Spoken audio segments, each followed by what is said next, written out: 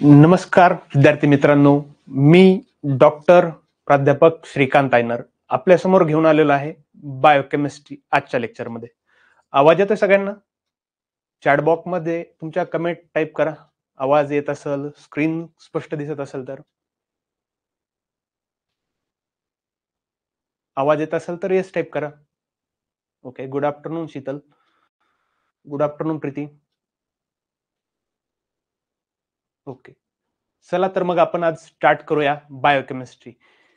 यापूर्वीही तुम्ही बायोकेमिस्ट्री ऐकलेलं असेल, पाहिलेलं असेल. आज आपण इन डिटेल बायोकेमिस्ट्री म्हणजे काय, आपल्या लाईफमध्ये बायोकेमिस्ट्रीचा काय रोल आहे, ह्या गोष्टी पाहणार आहोत. तर आपण सर्वप्रथम पाहूया बायोकेमिस्ट्री, त्याची डेफिनेशन, कशाला म्हणायचं बायोकेमिस्ट्री, काय आहे biochemistry. It is a branch of science, एक सायन्सची शाखा आहे आणि आपल्याला त्यामध्ये काय एक्सप्लोअर करायचं आहे, काय स्टडी करायचं आहे, ज्या केमिकल प्रोसेस होतात लिव्हिंगच्या बॉडीमध्ये, लिव्हिंग ऑर्गॅनिझम मध्ये, त्याचा स्टडी करायचा आहे. बेसिकली आपण बायोकेमिस्ट्रीमध्ये फोकस करणार आहे bio plus chemistry, biology plus chemistry. आपले मॉलिक्युलर लेवलला काय काय मेकॅनिझम होतात ते पाहणार आहोत आपण. आणि बायोकेमिस्ट्रीचा स्टडी केल्यानंतर तुम्हाला एक आयडिया येऊन जाईल आपल्या लाईफमध्ये केमिस्ट्रीचा, बायोलॉजीचा कशा पद्धतीने रोल आहे, काय काय स्ट्रक्चर असतात, कुठले कुठले फंक्शन परफॉर्म होतात आणि कुठले कुठले बायोलॉजिकल म्हणजेच बायोमॉलिक्युल्स आपल्याला पाहायचे आहेत ते इन डिटेल पाहूया. हे झालं इंट्रोडक्शन. आता बेसिकली ऑलरेडी सगळ्यांना तर माहितच आहे आपण लिव्हिंग ऑर्गॅनिझम आहे. Okay, living organism. आता लिव्हिंग ऑर्गॅनिझम कशापासून बनलेले आहेत सगळ्यांना बेसिक गोष्ट माहित आहे. आपण बनलेलो आहे एका सिंगल सेल पासून. ओके, सेल यापूर्वी तुम्ही बायोलॉजीमध्ये शिकले असेल, structural and functional unit of life म्हणजेच काय आपण त्याला म्हणतोय सेल. आता केमिस्ट्रीचं समजून घ्या. केमिस्ट्री ज्यावेळेस आपण फोकस करतोय लाईफ पाथ आहे ऑर्गॅनिझमची, सगळ्यांना माहित आहे ऑर्गॅनिझम हे सिंपल ऑर्गॅनिझम पासून कसे बनलेले आहेत, कॉम्प्लेक्स ऑर्गॅनिझम पर्यंत गेलेला आहे, बनलेला आहे. मग आता आपण अंडरस्टँड करतोय बायोलॉजिकल प्रोसेसेस काय काय होतील. फॉर एक्झाम्पल ग्रोथ असेल, तुमचे मेटाबॉलिझम असेल, यासारख्या गोष्टी पाहणार आहेत. फॉर एक्झाम्पल पाहता पहिल्यांदा आपण पाहूया ग्रोथ कशाला म्हणायचंय, मेटाबॉलिझम कशाला म्हणायचंय. ग्रोथ, ग्रोथ म्हणजे काय, वाढ होते आपल्या शरीराची. ओके, छोटं बाळ असेल मोठं होतं, एखादा ऑर्गॅनिझम छोटा असेल मोठा होतो. त्याचबरोबर छोट्याची मोठ्यापर्यंत ग्रोथ होताना काही प्रोसेसेस होतात. मेटाबॉलिझम होतंय, जे डायजेस्ट केलं जात आहे, ते पचवलं जात आहे, त्यातून ग्रोथ होत चालते. त्याचबरोबर काही डिसिजेस म्हणजे आजार पण आपल्याला पाहायला भेटतात. बायोकेमिस्ट्रीचा यामध्ये रोल आहे. ग्रोथ कशी होते, मेटाबॉलिझम कसं होतंय, काही डिसिजेस आहेत किंवा आपण रिसेंटली एक व्हायरस पाहिलेला होता, कोरोना व्हायरस. त्या कोरोना व्हायरस बद्दल लढण्यासाठी काही ज्या वॅक्सिन्स आहेत, काही ज्या थेरपीज तयार झालेल्या आहेत, त्या न्यू थेरपीज कुठल्या आहेत, काय आहेत, या सगळ्या गोष्टी आपल्याला पाहायचंय.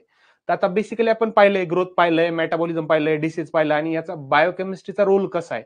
फॉर एक्झाम्पल आता व्हॅक्सिन सगळ्यांना माहित असेल, लस घेतलेली आपण कोरोनाची, त्या व्हॅक्सिन बनवण्यामध्ये पण बायोकेमिस्ट्रीचा मोठ्या पद्धतीने रोल आहे. फॉर एक्झाम्पल आता आपण डिटेलमध्ये पाहणारच आहे, कार्बोहायड्रेट, प्रोटीन, लिपिड कशाला म्हणायचंय, एन्झाईम कशाला म्हणायचंय, न्यूक्लिक ऍसिड कशाला म्हणायचंय, डीएनए कशाला म्हणायचंय. इथपर्यंत क्लिअर आहे सर्वांना? कमेंट बॉक्समध्ये थम्सअप करा येस म्हणून. समजलंय बायोकेमिस्ट्रीमध्ये काय काय पाहायचंय, ग्रोथ कशाला म्हणायचंय, मेटाबॉलिझम कशाला म्हणायचंय, डिसिजेस कुठले कुठले आहेत, किंवा आपण थेरपीज पाहिल्या, वॅक्सिनेशन वगैरे पाहिल्यात, यावर आपल्याला डिटेलमध्ये पुढे जायचंय. ओके, चलो नेक्स्ट बायोकेमिस्ट्री. आता बेसिकली समजून घ्या, एखादा कंपाऊंड आहे, एखादी प्लांट सेल असेल, अॅनिमल सेल असेल. प्लांट सेलचं एक बेस्ट एक्झाम्पल घेऊया आपण लिव्ह पाहूया, झाडाचं पान आहे, किंवा अॅनिमल सेलची एक टिश्यू पाहूया. आता आपण जर एक टिश्यू घेतली प्लांटचं लिव्ह घेतलं समजा, किंवा आपलं एखादं लिव्हर सेल आहे, लिव्हर सेल जर घेतलंय, ते आपल्याला एक्स्ट्रॅक्ट करायचंय. आता बायोकेमिस्ट्री समजून घ्यायचं, यामध्ये कार्बोहायड्रेट किती आहेत, प्रोटीन किती आहे, फॅट किती आहे, लिपिड किती. आता एक सर्वांच्या मनामध्ये प्रश्न आलेला असेल, प्लांट आहेत, अॅनिमल आहे, त्यांच्यामध्ये हे बायोमॉलिक्युलर कंपोजिशन सेम आहे का वेगळं आहे. फॉर एक्झाम्पल ऑलरेडी तुम्ही सायन्सचे स्टुडंट आहेत, एक गोष्ट तर सर्वांना माहित असेल, अनालिसिस केलं गेलं. फॉर एक्झाम्पल लिव्ह असेल, त्यानंतर आपले लिव्हरचे टिश्यू असेल, काय करायचे, मोटर पिस्टलच्या मदतीने ते क्रश करायचे. टीसीए, ट्रायक्लोरो ऍसिडच्या मदतीने काय करायचे, क्रॅश केल्यानंतर, एक्स्ट्रॅक्ट केल्यानंतर, अनालिसिस केल्यानंतर आपल्याला काय दिसतं, त्यामध्ये सर्वांमध्ये एक कॉमन गोष्ट पाहायला मिळते. काय, तर ते सर्व बनलेले आहेत कार्बन, हायड्रोजन, ऑक्सिजन आणि नायट्रोजन, या 4 इम्पॉर्टंट मॉलिक्युल पासून, एलिमेंट पासून. क्वेश्चन येऊ शकतो तुम्हाला, एक लिव्हिंग सेल आहेत, प्लांटचे असेल, अॅनिमलचे असेल, तर त्यामध्ये 4 मेजर एलिमेंट कुठले कुठले आहेत, तर त्यावेळेस सांगता आलं पाहिजे तुम्हाला कार्बन, हायड्रोजन, ऑक्सिजन आणि नायट्रोजन. क्लिअर.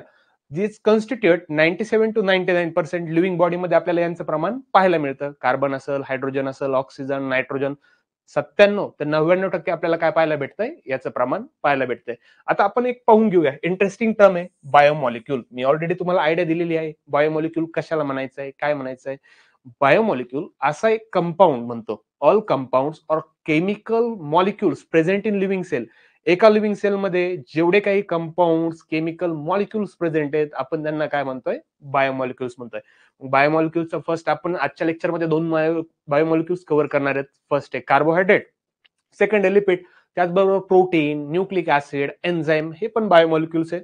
आपण 1 by 1 पाहणार आहेत. आता बेसिकली बायोमॉलिक्युल्सचे बेसिकली 2 टाइप्स आहेत. एक झालेत लार्ज मॅक्रोमॉलिक्यूल. आता लार्ज मॅक्रोमॉलिक्यूल आणि स्मॉल मायक्रोमॉलिक्यूल ह्या 2 कन्सेप्ट आहेत बायोमॉलिक्युल्सच्या. लार्ज मॅक्रोमॉलिक्यूल यामध्ये तुम्हाला समजलं असेल, मॅक्रो म्हणजे काय, आकाराने मोठे, मायक्रो म्हणजे काय, आकाराने छोटे.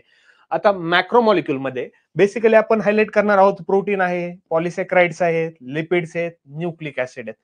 सगळ्यांना डीएनए बद्दल माहित असेल, डिऑक्झी रायबो न्यूक्लिक ऍसिड किंवा आरएनए बद्दल माहित असेल, माहिती आहे ना सर्वांना.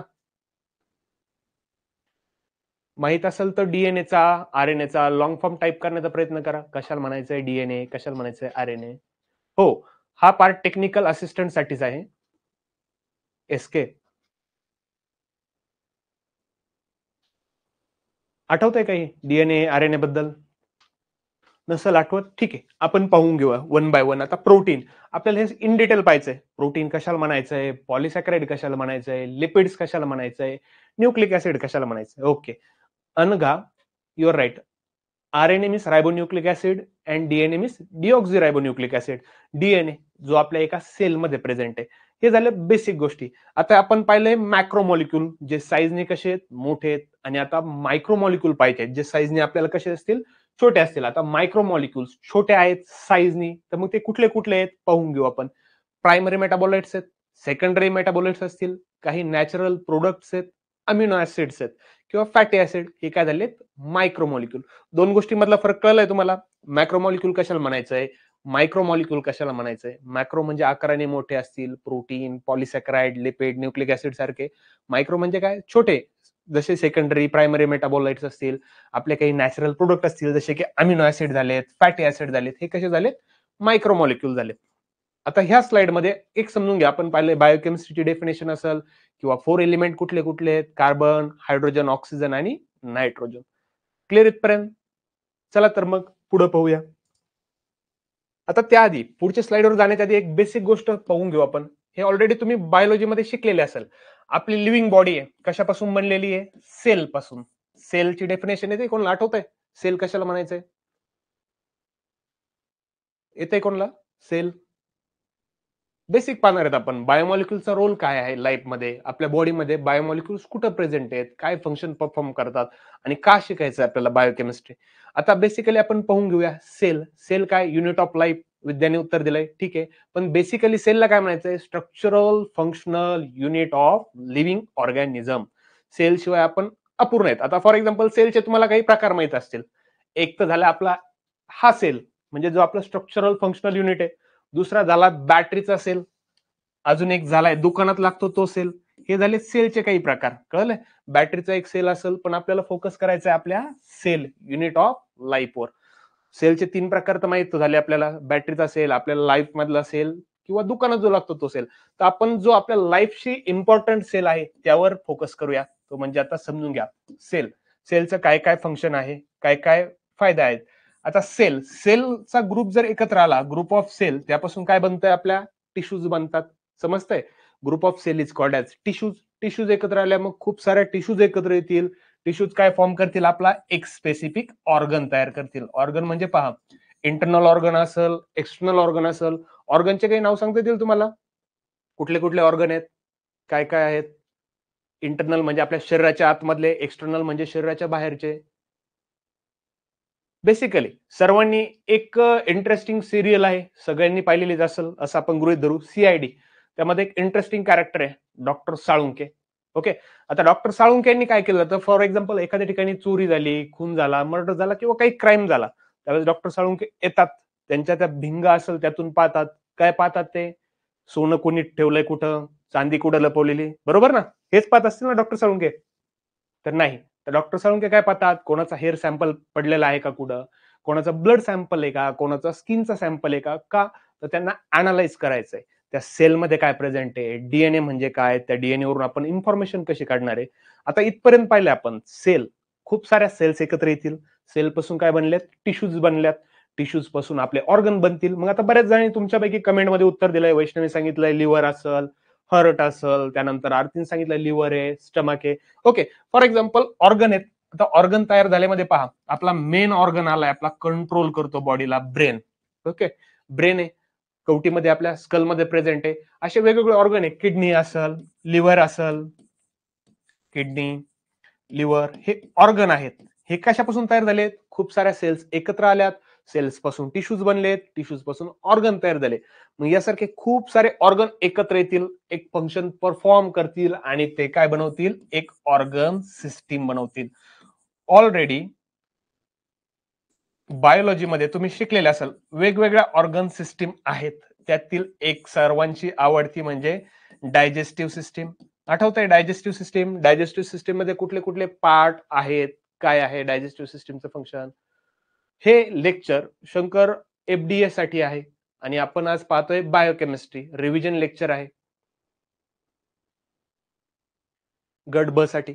ओके, इथपर्यंत क्लिअर झालं असेल ऑर्गन सिस्टीम. मग त्यामध्ये डायजेस्टिव्ह सिस्टीम असेल. डायजेस्टिव्ह सिस्टीम आपली स्टार्ट होते, आपण काय खातो, कसं डायजेस्ट करतो, कुठं पचवलं जात आहे. For example digestive system start with mouth. आपल्या माउथ पासून स्टार्ट होईल, ब्युकल कॅव्हिटी, ओरल कॅव्हिटी. मग बाय डायजेस्टिव्ह सिस्टीम पहा, युसोफेगस आहे, आपला फूड पाईप आहे, स्टमक मध्ये जाईल. या गोष्टी बरोबर आहे का? Mouth, oesophagus, stomach, small intestine, large intestine. आता बेसिकली आपल्या स्टमक मध्ये पोटाच्या लेफ्ट साईडला फूड स्टोअर केलं जाते 4 ते 5 तासासाठी. हे तर माहित असेल. आता आपण एकदा जेवण केलं, अन्न खाल्लंय, एक 4 ते 5 तासानंतर आपल्याला भूक लागते. लगेच भूक लागत नाही. कळलंय का? तर स्टमकचं कामच ते अन्न स्टोअर करून ठेवण्याचं. हे झालं डायजेस्टिव्ह सिस्टीम. त्यानंतर रेस्पिरेटरी सिस्टीम. ऑलरेडी सर्वांना ऐकलेलं असेल रेस्पिरेटरी सिस्टीम. रेस्पिरेटरी सिस्टीम, आपण श्वसन करतोय, श्वास घेतोय, ऑक्सिजनचं इनटेक करतोय, CO2 रिलीज करतो. हे झालं रेस्पिरेटरी सिस्टीम मध्ये. त्यानंतर रिप्रोडक्टिव्ह सिस्टीम आहे, सर्क्युलेटरी सिस्टीम आहे, आपली न्यूरल कंट्रोल कॉर्डिनेशन मध्ये नर्वस सिस्टीम पाहिलेलं असेल. यासारख्या भरपूर साऱ्या सिस्टीम तयार झाल्यात. कुठपासून पाहिलंय आपण? सेल होत्या, खूप साऱ्या सेल्स एकत्र आल्यात, टिश्यूज बनलेत, ऑर्गन तयार झाले टिश्यूज पासून. ब्रेन असेल, किडनी असेल, लिव्हर असेल, हे झाले आपले इंटरनल ऑर्गन शरीराच्या आतमधले. मग एक्सटर्नल ऑर्गन म्हणजे काय? आपले hand, finger, okay, nose, ear, हे काय झालेत? एक्सटर्नल ऑर्गन झालेत. समजतं इथपर्यंत? एक्सटर्नल ऑर्गन, इंटरनल ऑर्गन कशापासून बनलेत? ग्रुप ऑफ सेल्स पासून टिश्यूज बनल्यात, खूप साऱ्या टिश्यूज एकत्र आल्या, त्यापासून ऑर्गन बनले आणि खूप साऱ्या ऑर्गननी एका कोऑर्डिनेट मॅनर मध्ये काम केल्यामुळे एक ऑर्गन सिस्टीम पाहायला मिळाली. आणि ह्या ऑर्गन सिस्टीम पासून एक कम्प्लीट ऑर्गॅनिझम फॉर्म झालाय. ओके, आता तुम्ही म्हणताल सर याच्यामध्ये बायोकेमिस्ट्रीचा रोल कसा? आता आपल्याला बेसिक पहिल्यांदा हायलाइट करायचंय सेल. आता सेलला हायलाइट करताना काही गोष्टी आपल्याला पाहायच्यात. सेलमध्ये कशापासून बनलेले? सेल बनलेले आहेत असे काही केमिकल मॉलिक्युल्स की आपण सुरुवातीलाच पाहिले. असे काही कंपाऊंड्स, केमिकल मॉलिक्युल्स प्रेझेंट आहेत एका सेलमध्ये. मग जे मॉलिक्युल्स प्रेझेंट आहेत केमिकल, त्यांना काय म्हणायचंय? बायोमॉलिक्युल्स म्हणायचंय. फॉर एक्झाम्पल पहा, ह्या सिस्टीम तुम्हाला परत एक्सप्लेन करण्याची का गरज पडली? आपण अभ्यास करतोय, आपण खेळतोय, बोलतोय, त्यासाठी आपल्याला एनर्जी पाहिजे. मग ती एनर्जी, ती ऊर्जा कुठून मिळणार आपल्याला? तर सेलमधून. सेलमध्ये पण त्यामध्ये रोल आहे बायो मॉलिक्युल्सचा. मग कार्बोहायड्रेट आहेत, लिपिड आहेत, प्रोटीन आहेत. आता ते वन बाय वन आपण पाहणार आहे. इथपर्यंत समजलंय? Cell, tissue, organ, organ system आणि आपला एक कम्प्लीट ऑर्गॅनिझम. फॉर एक्झाम्पल मी एक कम्प्लीट ऑर्गॅनिझम आहे, माझ्यामध्ये या सगळ्या गोष्टी प्रेझेंट आहेत. सेल आहे, टिश्यू आहे, ऑर्गन आहे, ऑर्गन सिस्टीम आहे, सगळं कम्प्लिटली प्रेझेंट आहे. किंवा काही तुमच्यापैकी असतील डायजेस्टिव्ह सिस्टीम अब्सेंट असेल, रेस्पिरेटरी सिस्टीम अब्सेंट असेल. आहे का तुमच्यापैकी कोणी असं? डायजेस्टिव्ह सिस्टीम अब्सेंट आहे सर माझ्या बॉडीमध्ये, रेस्पिरेटरी सिस्टीम अब्सेंट आहे, मी श्वासच घेत नाही. तर नाही. तर आता इथपर्यंत क्लिअर झालं असेल. आता आपण डिटेलमध्ये पाहणार आहे बायोमॉलिक्युल्स बद्दल काय काय आहे. आता बायोमॉलिक्युल्स पाहताना आपण पाहतोय पहिल्यांदा ऍटम्स. ऍटम्स कशाला म्हणायचंय? बिल्डिंग ब्लॉक्स आहेत आपल्या बॉडीचे. ऍटम्स मध्ये काय कंपोज केलेलं असतं? स्मॉलेस्ट एलिमेंट असतात, सगळं मॅटर. फॉर एक्झाम्पल, ज्यावेळेस तुम्ही शाळेमध्ये असताल 4th स्टँडर्ड पर्यंत झेडपीच्या स्कूलमध्ये, त्यावेळेस शिक्षक यायचे खडूनी फळ्यावर लिहायचे. त्या खडूनी लिहिताच्या वेळेस काही असे डस्ट पार्टिकल खाली पडत होते. खडू काय झालाय, आपला एक मॅटर झालाय, बरोबर. त्या डस्ट पार्टिकल खाली पडताना जे स्मॉल स्मॉल पार्टिकल्स पडत होते, मग आता एक समजलं असेल तुम्हाला, ह्या जगातील भरपूर साऱ्या गोष्टी कशापासून बनलेल्या आहेत, स्मॉल स्मॉल ऍटम पासून बनलेल्या आहेत. खडू असेल किंवा एखादं लाकूड कापताना पहा, तो भुगा खाली पडतोय, म्हणजे ते पण काय आपण समजतोय छोट्या छोट्या गोष्टींपासून बनलेले आहेत. त्यांना काय म्हणायचंय, बेसिकली ऍटम्स म्हणायचं. क्लिअर. ऍटम्स कशाला म्हणायचं, ऍटम्सला आपण काय म्हणलं, बिल्डिंग ब्लॉक्स ऑफ लाईफ म्हणलेले आहेत. त्यानंतर आलेत मॉलिक्युल्स. आता मॉलिक्युल्स समजून घ्या, असे 2-3 ऍटम्स असतील, बेसिकली 2 ऍटम्स असतील, त्यांना एकमेकांसोबत ज्यावेळेस जोडले जातात, एका स्पेसिफिक बॉन्डनी कॉम्बिनेशन केलं जात आहे, तर आपण त्यांना काय म्हणतोय, मॉलिक्युल्स म्हणतोय. आता ऍटम्स कळलं असेल तुम्हाला कशाला म्हणायचंय, मॉलिक्युल्स कळलं असेल, त्यांना एकत्रित करण्यासाठी, बांधण्यासाठी, जसे आपल्याकडला 2 गोष्टी एकमेकांसोबत बांधायच्या, त्यासाठी काय पाहिजे, रस्सी पाहिजे, दाव म्हणतो आपण त्याला. पण आता हे 2 ऍटमचे मॉलिक्यूल एकमेकांसोबत बांधायचे, त्यासाठी काही बॉन्ड काम करतात का, होल्डिंग करतात 2 ऍटम मॉलिक्यूलला. मग बॉन्डचे वेगवेगळे प्रकार आहेत. केमिकल बॉन्ड आहे, कोव्हॅलंट बॉन्ड आहे, पेप्टाइड बॉन्ड आहे, हायड्रोजन बॉन्ड पाहायला भेटतात, एकमेकांसोबत इंटरॅक्शन करतात. समजलंय ऍटम्स कशाला म्हणायचंय, मॉलिक्यूल कशाला म्हणायचंय, बॉन्ड कशाला म्हणायचंय. ऍटम म्हणजे असे बिल्डिंग ब्लॉक्स आहेत, असे जगामध्ये जेवढे काही वस्तू आहेत, मॅटर आहेत, सॉलिड मॅटर्स, कशापासून बनलेले, एका छोट्या ऍटम पासून बनलेले आहेत. आणि मॉलिक्युल्स म्हणजे काय, भरपूर सारे 2-3 ऍटम्स एकत्र आलेत, एका बॉन्डने काय केले, त्यांना होल्ड करून ठेवले. समजले इथपर्यंत. चला तर मग पुढची कन्सेप्ट पाहूया, कशाला म्हणायचं काय. आता बेसिकली मायक्रोमॉलिक्यूल पाहिलंय आपण, मॅक्रोमॉलिक्यूल पाहिलंय. मायक्रोमॉलिक्यूल म्हणजे काय, असे मॉलिक्यूल का जे साईजनी छोटे आहेत. आणि मायक्रोमॉलिक्यूल म्हणजे काय, असे मॉलिक्यूल का जे साईजनी मोठे आहेत. आता मायक्रोमॉलिक्यूल, मॅक्रोमॉलिक्यूलचं एक तुमच्याशी फॅमिलियर एक्झाम्पल सांगतोय. सगळ्यांना साखर माहित असेल, पिठी साखर आत्ताच दिवाळी झाली, खडी साखर पण माहित असेल. मायक्रोमॉलिक्यूल म्हणजे असे मॉलिक्यूल का ज्यांचं मॉलिक्युलर वेट कसं राहील, कमी राहील, लो मॉलिक्युलर वेट राहील, आणि त्यांची सोल्युबिलिटी म्हणजे एखादं लिक्विड मटेरियल आहे त्यामध्ये विरघळण्याची क्षमता जास्त असेल ऍज कम्पेअर टू मॅक्रोमॉलिक्यूल. क्लिअर. आता मायक्रोमॉलिक्यूलचे काय काय एक्झाम्पल आहेत, आपलं वॉटर झालंय, अमिनो ऍसिड झालंय, काही मिनरल्स असतील, शुगर्स असतील, न्यूक्लिओटाइड्स असतील, हे झाले तर आपले मायक्रोमॉलिक्यूल. आता मायक्रो म्हणजे साईजने छोटे होते, आता त्याच्या अपोजिट आहे मॅक्रोमॉलिक्यूल. आपण पाहिलं इथं मायक्रोमॉलिक्यूल मध्ये काय आहेत, असे मॉलिक्यूल आहेत त्यांचं मॉलिक्युलर वेट कसं होतं, लो होतं. मग आता तुम्ही सांगा, मॅक्रोमॉलिक्यूल मध्ये त्यांचं मॉलिक्युलर वेट कसं राहणार आहे, हाय राहणार आहे. मायक्रोमॉलिक्यूलची वॉटर सोलेबिलिटी कशी होती, हायर होती, तर मॅक्रोमॉलिक्यूलची कशी राहणार आहे, लो सोलेबिलिटी राहणार आहे. तर मग आता तुम्ही म्हणताल, सर हे मॅक्रोमॉलिक्यूल कुठले, तर त्यापैकी आहेत प्रोटीन आहेत, पॉलिसॅकराइड आहे, लिपिड आहे, न्यूक्लिक ऍसिड आहेत. आता प्रोटीनला मॅक्रोमॉलिक्यूल का म्हणायचंय, आता बेसिकली सगळ्यांना माहित असेल, प्रोटीन बनलेलं आहे 20 डिफरंट टाईपच्या अमिनो ऍसिड पासून. पॉलिसॅकराइड पण वेगवेगळ्या मोनोसॅकराइड, डायसॅकराइडच्या मिश्रणातून बनलेला आहे. आणि लिपिड म्हणजे काय, फॅटी ऍसिडचे वेगवेगळे मॉलिक्यूल एकत्र आलेत, फॅट बनल्यात, त्यापासून बनलाय. न्यूक्लिक ऍसिड मी मग अशीच क्वेश्चन विचारला होता, डीएनए. न्यूक्लिक ऍसिडचे 2 टाईप आहेत, एक झालाय डीएनए, दुसरा झालाय आरएनए. आरएनए आणि डीएनए. डीएनए आता तुम्ही यापूर्वी शिकलेला असेल, आपलं जेनेटिक इन्फॉर्मेशन, जी हेरिडिटी म्हणतो आपण, अनुवांशिकता, ती स्टोअर केली जाते आपल्या डीएनए मध्ये. हे तर बायोलॉजीमध्ये शिकलेले असेल तुम्ही. आता फॉर एक्झाम्पल पहा, एखादं बाळ जन्माला आलंय, ते आपण पाहतोय, कोणासारखं दिसतंय, मम्मी सारखं दिसतंय, पप्पा सारखं दिसतंय, तर कशावरून पाहतो, त्याचं नाक कसं आहे, त्याचा कलर कसा आहे, दिसतो कसा. तर ही सगळी आपली जी जेनेटिक इन्फॉर्मेशन आहे, स्टोअर केलेली असते आपल्या डीएनए मध्ये. ऑलरेडी बायोलॉजीमध्ये शिकलेले आहेत, पण एक बेसिक गोष्ट सांगतोय, आपली सेल आहे, सेलमध्ये काय प्रेझेंट आहे, आपला सेंटरला प्रेझेंट आहे न्यूक्लियस. त्या न्यूक्लियसमध्ये आपल्याला पाहायला मिळते असे 23 पेअर्स, बायोलॉजीमध्ये येऊ शकतोय क्वेश्चन, 23 पेअर्स क्रोमोझोम्स प्रेझेंट आहेत. ओके. आणि ह्या क्रोमोझोम्स मध्ये बेसिकली आपल्याला काय पाहायला भेटतो, हा एक क्रोमोझोम आहे. क्रोमोझोमचा असा एक थ्रेड लाईक पार्ट जर आपण स्ट्रेच केलाय, थ्रेड लाईक पार्ट, तर आपल्याला हा काय भेटतोय, डीएनए भेटतोय. डीएनए कसा आहे, डबल स्टँडर्ड आहे. आपण ऑलरेडी न्यूक्लिक ऍसिड मध्ये डिटेलमध्ये पाहणार आहे. डीएनए कसा डबल स्टँडर्ड आहे. मग ह्या डीएनए वर काही सेगमेंट्स पाहायला मिळतात. या सेगमेंट्सला म्हणायचं जीन्स, का जे आपल्या जेनेटिक इन्फॉर्मेशन आहे ते स्टोअर केलं जाईल एका जनरेशन कडून दुसऱ्या जनरेशन कडे जाताना. आता इथपर्यंत तुम्हाला मायक्रोमॉलिक्यूल, मॅक्रोमॉलिक्यूल समजलं असेल तर एकदा चॅट बॉक्स मध्ये येस म्हणा. ओके. समजतंय ना. फास्ट होतंय लेक्चर, स्लो होतंय का अजून फास्ट जायचं, तेही कमेंट करा. ओके.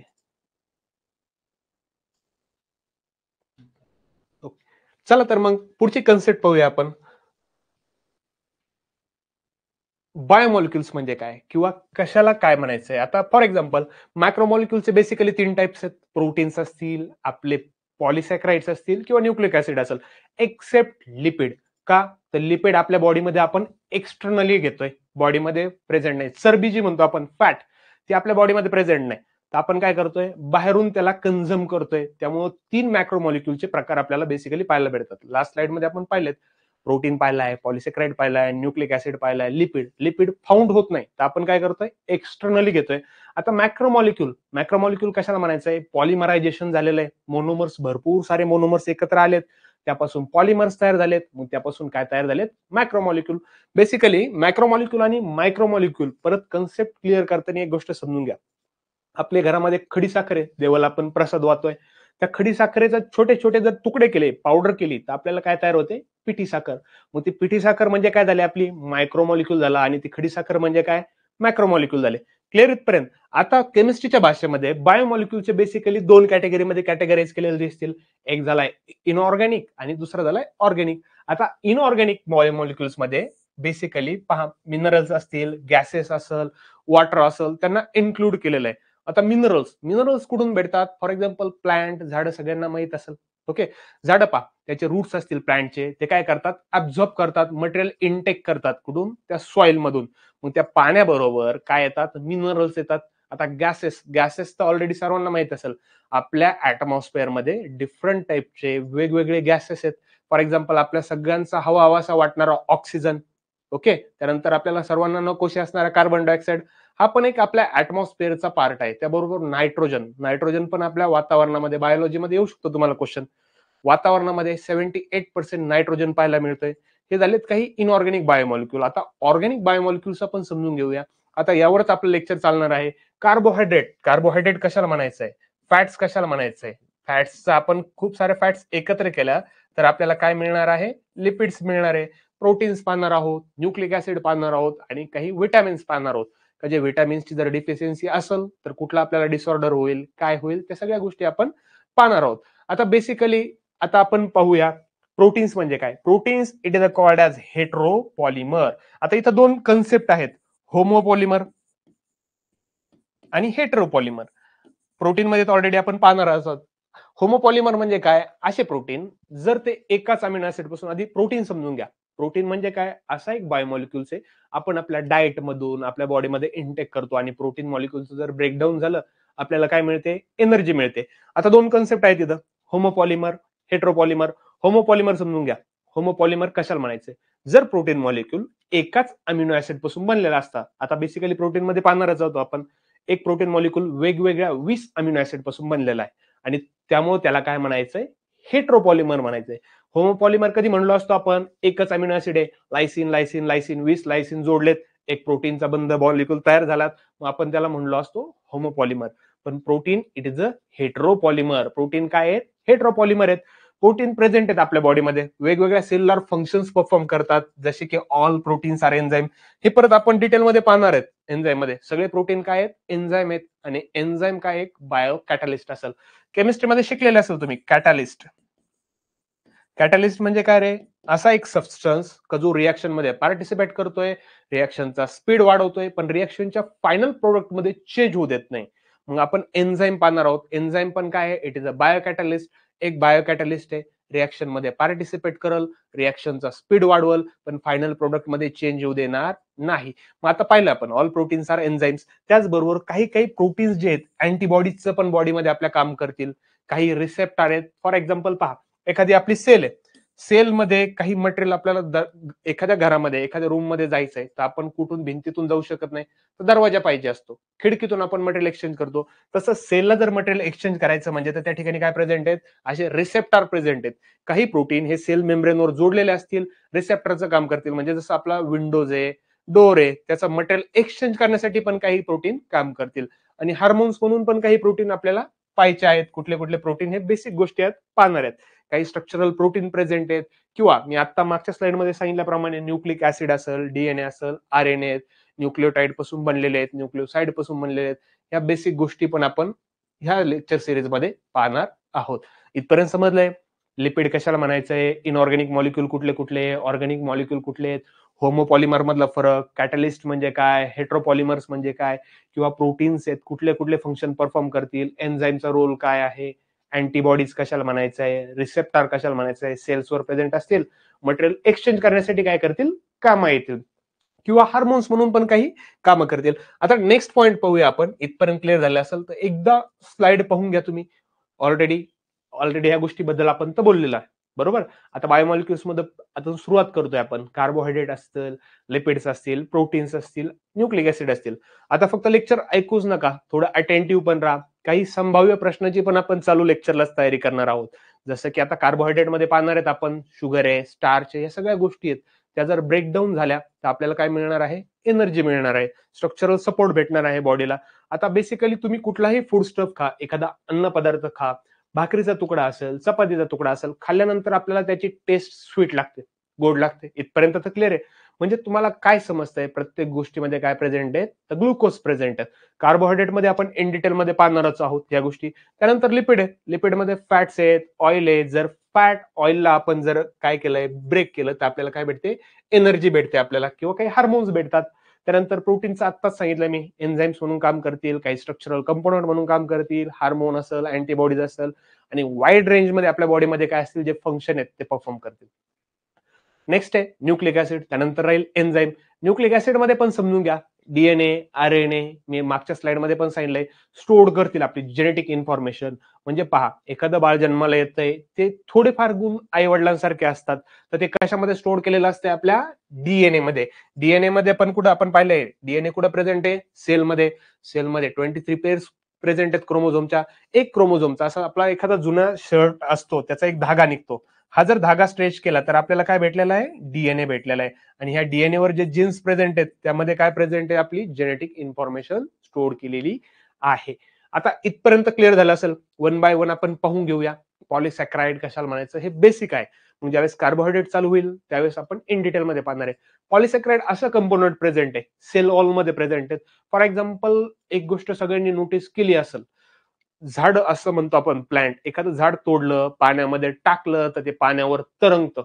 आपण ह्युमन बिईंग असेल, अॅनिमल असेल, पाण्यामध्ये पडलो, हातपाय हलवले नाही तर आपण तरंगत नाही. तरंगतो आपण, पण कधी, 24 तासानंतर, फुगून वर आल्यानंतर.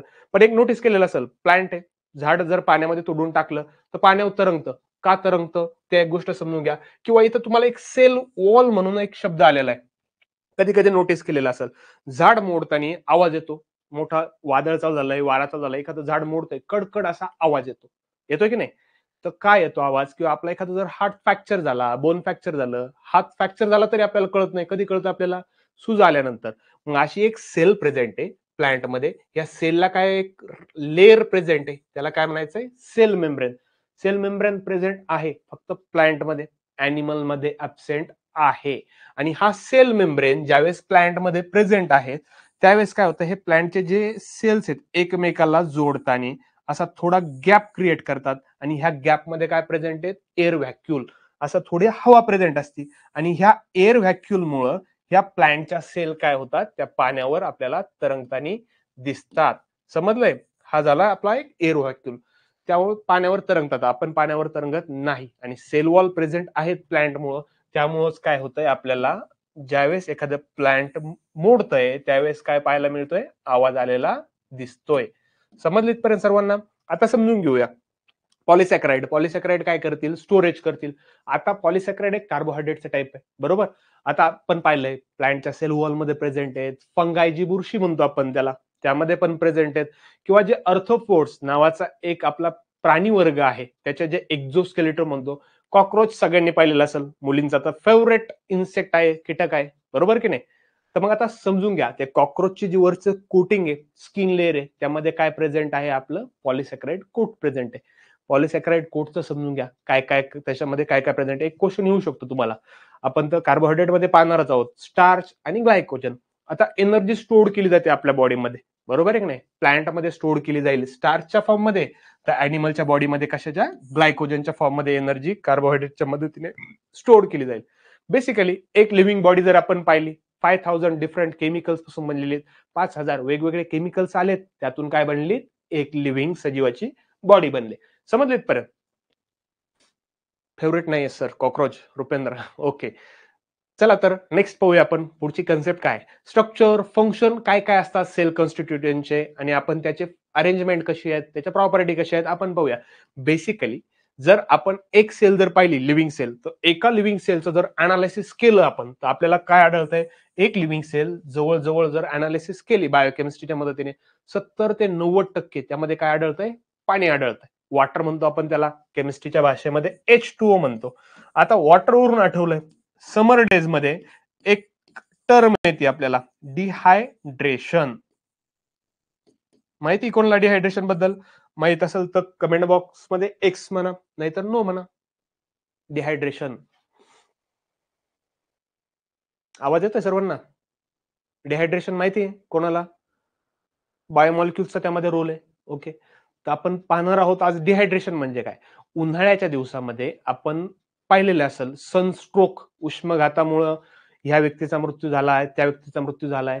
काय होतंय, फॉर एक्झाम्पल आपल्या बॉडीमध्ये आपण पाहिलंय 70 ते 90% पाणी आहे. ही जर पाण्याची लेवल जर कमी झाली तर आपली बॉडी डिहायड्रेट होती, रिड्यूस होती. वॉटर लेवल जेवढी पाहिजे तेवढी राहत नाही, त्यामुळे आपल्याला डायरिया असेल, ओमिटिंग असेल, चक्कर येते, यासारख्या गोष्टी पाहायला मिळतात डिहायड्रेशन मध्ये.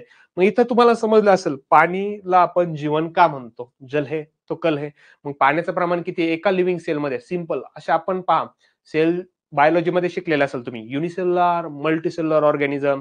युनिसेल्युलर म्हणजेच काय, मल्टीसेल्युलर म्हणजे काय. युनिसेल्युलर म्हणजे एक पेशी फक्त एकाच सेल पासून बनलेले आहेत, आणि मल्टीसेल्युलर म्हणजे काय, मोर दॅन वन सेल, एकाही सेलपेक्षा जास्त सेल्स पासून बनलेले आहेत. मग आपण मल्टीसेल्युलर आहे का युनिसेल्युलर आहे? Human being is a multicellular और युनिसेल्युलर? काय वाटतंय तुम्हाला, आपण कोण आहे, मल्टीसेल्युलर का युनिसेल्युलर? द्या बरं चॅट बॉक्स मध्ये पटपट पटपट आन्सर. युनिसेल्युलर आहात का multicellular human being? Multicellular. Okay, वैष्णवीचं म्हणणं आहे आपण मल्टीसेल्युलर आहे. कुणी आहे? ओके, ठीक आहे. बऱ्यापैकी कन्सेप्ट क्लिअर आहेत. आपण मल्टीसेल्युलर आहेत. मल्टीसेल्युलर म्हणजे काय, made up from more than one cell, एका सेलपेक्षा जास्त सेल्स पासून आपण काय आहेत बनलेलं आहेत. एका सेलमध्ये आपण अनालिसिस करताना जसं पाहिलंय वॉटर 70 ते 80%, त्याचबरोबर प्रोटीन पण पाहायला भेटतं आपल्याला 10 to 15%. त्यानंतर कार्बोहायड्रेट पाहायला भेटतील 3% असतील. 3% हा रेशो कमी जास्त पण होऊ शकतो. लिपिड्स आहेत, न्यूक्लिक ऍसिड आहेत, त्याचं पर्सेंटेज आहे, काही आयन्स आहेत, इनऑर्गॅनिक साल्ट आहेत, न्यूक्लिओटाइड्स आहेत किंवा अदर कंपोनंट, हे सगळं आपण एक सेलचं अनालिसिस केल्यानंतर आपल्याला पाहायला मिळतंय. ओके, आता फॉर एक्झाम्पल एक चार्ट आहे तुमच्या समोर, हा चार्ट एकदा पाहून घ्या, अनालिसिस करू आपण. एक आपल्याला काय दिलंय, वेट पर्सेंट दिलंय, एक सांगितलंय अर्थ क्रस्ट, आणि दुसऱ्या ठिकाणी काय सांगितलंय, ह्युमन बॉडी सांगितलंय. ह्युमन बॉडीमध्ये काही एलिमेंट दिलेले आहेत, आणि अर्थ क्रस्ट मध्ये, मातीमध्ये म्हणतो आपण, सॉइल मध्ये काही काही प्रेझेंट आहेत. फॉर एक्झाम्पल पहिला झालाय आपला हायड्रोजन. हायड्रोजनचा आपला जर सिम्बॉलिक फॉर्म मध्ये पाहिलं तर एच ने डिनोट केलेलं असतंय. अर्थ क्रस्ट मध्ये आणि ह्युमन बॉडीमध्ये आपण पाहणार आहोत त्याचं पर्सेंटेज किती हायड्रोजनचं. आता एक क्वेश्चन आहे सिंपल, आता इथं दोन व्हॅल्यू दिलेल्या आहेत तुम्हाला, 0.14, 0.5. मग यापैकी जास्त व्हॅल्यू मोठी कुठली आहे, 0.14 आहे की 0.5 आहे? काय वाटतंय तुम्हाला? पटकन टाईप करा कमेंट बॉक्स मध्ये. 0.14 इज ग्रेटर और 0.5 इज ग्रेटर? येतंय कोणाला? ओके, अनघानी सांगितलंय 0.5. ओके, 0.5 मीन्स 1, त्याला आपण हाफ म्हणतो 0.5 ला. 0.14 कशी आहे, छोटी व्हॅल्यू. आता समजून घ्या, अर्थ क्रस्ट मध्ये किती पाहायला मिळेल आपल्याला, हायड्रोजन 0.14 म्हणजे कमी पाहायला मिळतोय. ह्युमन बॉडीमध्ये 0.5 पाहायला भेटतोय, म्हणजे आपल्या बॉडीमध्ये हायड्रोजनचं प्रमाण पण जास्त आहे. त्याबरोबर कार्बन पहा, कार्बन पण आपल्या बॉडीमध्ये पाहायला मिळतोय 18.5%. तर बॉडी वेट, आता हे तुम्हाला प्रमाण दिलेलं आहे, पर्सेंटेज दिलं म्हणजेच काय, फॉर एक्झाम्पल एखाद्याचं वजन 100 kg असेल, 100 किलोग्राम, तर त्यामध्ये 0.5% किंवा 50 kg असेल, त्यामध्ये आपल्याला त्या वेटच्या 0.5% काय पाहायला मिळेल, हायड्रोजन पाहायला मिळेल. 18.5% काय पाहायला मिळेल आपल्याला, कार्बन. त्याचबरोबर जास्तीत जास्त आपल्याला ऑक्सिजनचं प्रमाण पाहायला मिळतं. का, तर त्याचं एक बेस्ट एक्झाम्पल आहे, हायड्रोजन पण असेल, ऑक्सिजन पण असेल, H2O च्या फॉर्म मध्ये आपल्या बॉडीमध्ये स्टोअर केलेलं आहे. ऑक्सिजन बेसिकली ह्युमन बॉडीमध्ये 65% आहे, तर अर्थ क्रस्ट मध्ये 46.6% आहे. त्याचबरोबर नायट्रोजन अर्थ क्रस्ट मध्ये लिमिटेड अमाऊंट मध्ये पाहायला भेटेल, ह्युमन बॉडीमध्ये 3.3 पॉईंट मध्ये पाहायला मिळेल. सल्फर असेल, सोडियम असेल, कॅल्शियम, मॅग्नेशियम, सिलिकॉन यासारखे पण एलिमेंट आहे. एकदा चार्टवरून नजर फिरून घ्या तुम्ही, ज्यावेळेस तुम्हाला ऑलरेडी नोट्स मिळालेले असतील किंवा मिळतील त्यावेळेस. मग हे एलिमेंट आहेत, हे एलिमेंट अर्थ क्रस्ट मध्ये किंवा ह्युमन बॉडीमध्ये किती % मध्ये प्रेझेंट आहेत ते पण आपण समजून घेतलं. आता इथं एक लास्टला दिलेलं आहे तुम्हाला सिलिकॉन. सिलिकॉन समजून घ्या. आपल्या बॉडीमध्ये निग्लिजिबल अमाऊंट मध्ये जर सिलिकॉन आपल्या बॉडीमध्ये जास्त अमाऊंट मध्ये प्रेझेंट असेल 1% ही, तर आपली डेथ होईल. हो, यावरून क्वेश्चन येऊ शकतो. फॉर एक्झाम्पल कुठला एलिमेंट आहे जास्त प्रेझेंट आपल्या बॉडीमध्ये, कुठला नाही. आता यावरून एक गोष्ट लक्षात ठेवायची, H2O. H2O कशाला म्हणायचं आपल्याला माहिती आहे, वॉटर. वॉटर आपल्या बॉडीमध्ये प्रेझेंट आहेत. यावरून क्वेश्चन येऊ शकतोय कुठला एलिमेंट प्रेझेंट आहेत, कुठला नाही. आता बेसिकली काही क्वेश्चन आहेत तुमच्या समोर. आपण जे आतापर्यंत पाहिलंय त्यावरून आपण पाहणार आहोत कुठले कुठले क्वेश्चन आहेत आणि त्यांचं इम्पॉर्टन्स काय काय. आता एक गोष्ट आहे, काही क्वेश्चन आहेत तुमच्यासाठी, त्याचे मला तुम्ही आन्सर द्यायचे, बरोबर. आता पहिला क्वेश्चन आहे तुमच्यासाठी, काय, what is the main purpose of studying of biochemistry. आपण बायोकेमिस्ट्री शिकतोय. तुमच्या समोर 3 ऑप्शन दिलेले आहेत, 4 ऑप्शन दिलेले आहेत, त्यापैकी तुम्हाला एकाच उत्तर द्यायचंय. तर फर्स्ट क्वेश्चनचं कोणाला येतं answer, what is the main purpose of study of biochemistry. सर्वांना दिसत असेल क्वेश्चन. ओके, बायोकेमिस्ट्रीचा स्टडी का करायचा आहे, काय पर्पज आहे, तर त्यासाठी आपण बायोकेमिस्ट्री स्टडी करतोय. रूपनंदाचं म्हणणं आहे option C, Megha option C. Okay, बाकीच्यांना काय वाटतं, का बायोकेमिस्ट्री स्टडी करायचा आहे, का नको. तर चला पाहूया पहिला क्वेश्चन. बऱ्याच जणांचं म्हणणं आहे सी. आधी मला तुम्ही आन्सर सांगा, तुम्हाला काय वाटतं, त्यानंतर मी एक्सप्लेन करतोय. त्यानंतर सेकंड क्वेश्चन दिलेला आहे तुम्हाला, what is the term use to describe large macromolecule by the union of sub unit of sugars acid molecules. आता सेकंड ऑप्शन काय वाटतंय तुम्हाला, त्याचाही आन्सर सांगा. ओके, सेकंड आहे बऱ्याच जणांचं सी म्हणणं आहे. आता बेसिकली आपण पाहून घेऊया फर्स्ट क्वेश्चन. या पद्धतीने तुम्हाला एक संभाव्य क्वेश्चन सांगितलेत किंवा आतापर्यंत आपण ज्या बेसिक गोष्टी पाहिल्यात त्या समजून घ्यायच्या. बायोकेमिस्ट्रीचा स्टडी करणं इम्पॉर्टंट आहे का, to learn about inorganic chemistry. तर हे आन्सर आपलं नाही राहणार. इनऑर्गॅनिक केमिस्ट्रीचा स्टडी करायचा म्हणजे त्यामध्ये बायोकेमिस्ट्रीपेक्षा वेगळं काही अनुभवावं लागेल. त्यानंतर सेकंड ऑप्शन आहे to study the chemical properties of non living things. नाही, तर बायोकेमिस्ट्रीमध्ये आपण कशाच्या प्रॉपर्टीज अभ्यासतोय, लिव्हिंग थिंगच्या. क्लिअर इथपर्यंत. आणि ऑप्शन थर्ड आलेला आहे to develop foundation understand the biological processes communication within the cells. आता आपल्याला सेल्स मध्ये आणि सेलच्या बाहेरचं काय चाललंय हे समजून घ्यायचंय. त्यासाठी आपल्याला कशाचा स्टडी करायचा आहे, बायोकेमिस्ट्रीचा. तर मग आपलं ऑप्शन काय राहणार आहे, ऑप्शन सी. त्यानंतर फोर्थ मध्ये सांगितलंय स्ट्रक्चरचा, बिहेवियरचा, ऍटॉमिकचा स्टडी करायचा, त्यामध्ये बायोकेमिस्ट्रीचा रोल येत नाही. सेकंड क्वेश्चन विचारलेला होता, लार्ज मायक्रोमॉलिक्यूल आहे, आयडेंटिफाय करायचं तुम्हाला दिलेल्यापैकी. कशाला म्हणणार आपण लार्ज मॉलिक्यूल. मग आपण पाहिलं होतं स्मॉल मॉलिक्यूल आपण काय बोललो होतो, मायक्रो मॉलिक्यूल बोललो होतो, बरोबर. आणि जर मॉलिक्यूल लार्ज असेल तर त्याला काय म्हटलं होतं, मॅक्रो मॉलिक्यूल. गोष्टी क्लिअर करत चला. बायोमॉलिक्युल्स, बायोमॉलिक्युल्स पण माहित आहे तुम्हाला, असा कंपाऊंड, केमिकल कंपाऊंड प्रेझेंट आहे लिव्हिंग सेल मध्ये, त्याला बायोमॉलिक्युल्स म्हणलेलं आहे. इथं विचारलं होतं तुम्हाला लार्ज मॉलिक्यूल कुठला आहे, तर मग लार्ज मॉलिक्यूल विचारलं तुम्हाला सांगता आलं पाहिजे मॅक्रो मॉलिक्यूल. आणि स्मॉल मॉलिक्यूल असतात तर काय म्हणलो असतं आपण, मायक्रो मॉलिक्यूल. आता दोन गोष्टी आहेत इथं, त्या समजून घ्या. प्रायमरी मेटाबॉलाइट्स, सेकंडरी मेटाबॉलाइट्स कशाला म्हणायचे, या दोन गोष्टी आहेत. प्रायमरी मेटाबॉलाइट्स असे मेटाबॉलाइट्स जे प्लांट असतील, प्लांटच्या ग्रोथमध्ये, वाढीमध्ये, डेव्हलपमेंटमध्ये, रिप्रोडक्शन मध्ये ऑर्गॅनिझमच्या इम्पॉर्टंट आहेत. टिपिकली की कंपोनंट आहेत. मेटाबॉलिझम आपलं काय करतात, फिजिओलॉजिकल प्रोसेस रेग्युलेट करतात. कोण, तर प्रायमरी मेटाबॉलाइट्स. आता प्रायमरी मेटाबॉलाइट्स आपल्या ग्रोथ फेज असेल त्यावेळेस काय होतात, ते फॉर्म होतात. During the growth phase form होतील. रिझल्ट काय भेटेल आपल्याला, एनर्जी भेटेल, मेटाबॉलिझम भेटतील, इसेन्शियल राहतील. फक्त प्रायमरी मेटाबॉलिझम वरून, सेकंडरी मेटाबॉलिझम वरून दोन गोष्टी लक्षात ठेवा. प्रायमरी मेटाबॉलिझम कशामध्ये इम्पॉर्टंट आहेत, ग्रोथ झाले, वाढ झाली, डेव्हलपमेंट झाली, रिप्रोडक्शन झाली, यामध्ये काय इम्पॉर्टंट आहेत, प्रायमरी मेटाबॉलाइट्स महत्वाचे आहेत. आपल्या फिजिओलॉजिकल प्रोसेस पण ते काय करतात, हँडल करतात किंवा मेंटेन करतील आणि इसेन्शियल आहेत. आता प्रायमरी मेटाबॉलाइट्सचे एक्झाम्पल पण लक्षात घ्या. इथेनॉल असतील, लॅक्टिक ऍसिड असेल किंवा सर्टन अमिनो ऍसिड असतील, हे काय झालेत आपले प्रायमरी मेटाबॉलाइट झाले. आता प्रायमरी मेटाबॉलाइट, सेकंडरी मेटाबॉलाइटचा अभ्यास करताना ही एक गोष्ट लक्षात घ्या. जर प्रायमरी मेटाबॉलाइट्स ग्रोथ असतील, डेव्हलपमेंट असेल, रिप्रोडक्शन असतील, यामध्ये काम येतात, तर त्याच्या अपोजिट असतील secondary metabolites. Primary metabolites modification आहेत सेकंडरी मेटाबॉलाइट्स. ज्यावेळेस primary metabolites development, growth, reproduction हे फंक्शन परफॉर्म करत होते, तर सेकंडरी मेटाबॉलाइट्स त्याच्या अपोजिट रोल परफॉर्म करतील. Do not play important role in this activities. मग सेकंडरी मेटाबॉलाइट्स आहेत, कशामध्ये ऍक्टिव्हिटीमध्ये रोल परफॉर्म करतात, तर ते एक समजून घ्या. जे आपले इकोलॉजिकल फंक्शन आहेत किंवा डिफेन्स मेकॅनिझम आहे बॉडीचं, प्लांट असतील, ऑर्गॅनिझम असेल किंवा अँटी बायोटिक्स म्हणून पण ते काय करू शकतात, काही काम करू शकतात. तर मग सेकंडरी मेटाबॉलाइट्स एक्झाम्पल आहे अल्कलॉइड, टर्पेनॉइड असतील, निकोटीन असेल, कॅफेन असेल, हे काय झाले सेकंडरी मॉलिक्यूल. कळले प्रायमरी मॉलिक्यूल कशाला म्हणायचंय, secondary molecule. Primary molecule important आहेत, ग्रोथ असेल, डेव्हलपमेंट असेल, रिप्रोडक्शन मध्ये. तर secondary molecule growth, reproduction, development मध्ये इम्पॉर्टंट नाही, इकॉलॉजिकल रोल परफॉर्म करतील. त्यानंतर डिफेन्स मेकॅनिझम असेल, ऍज अ अँटीबायोटिक्स म्हणून आपल्या बॉडीमध्ये काम करतील. एक्झाम्पल पण पाहिलेत आपण प्रायमरी आणि सेकंडरी मेटाबोलाइट्सचे. त्यानंतर आता एक 2-3 क्वेश्चन दिलेले आहेत तुमच्या समोर, प्रायमरी मेटाबोलाइट्स, सेकंडरी मेटाबोलाइट्स म्हणून. ओके, आता प्रायमरी मेटाबोलाइट्स, सेकंडरी मेटाबोलाइट्स समजून घ्या. 2 क्वेश्चन आहेत तुमच्या समोर. मी जस्ट सांगितलंय. काय विचारले तुम्हाला क्वेश्चन मध्ये, primary metabolites are involve in. Primary metabolites कशामध्ये इन्व्हॉल्व आहेत, काय काय फंक्शन करतील. तर ऑप्शन ए आहे growth, development, reproduction. Option B maintain the normal physiological process. Option C असेल डिफेन्स मेकॅनिझम. ऑप्शन डी आहे बोथ ए अँड बी. बऱ्याच जणांचं उत्तर आहे ए. हीच घाई आपल्याला काय करते, ऐनवेळी संकटात नेते. क्वेश्चन नीट वाचा.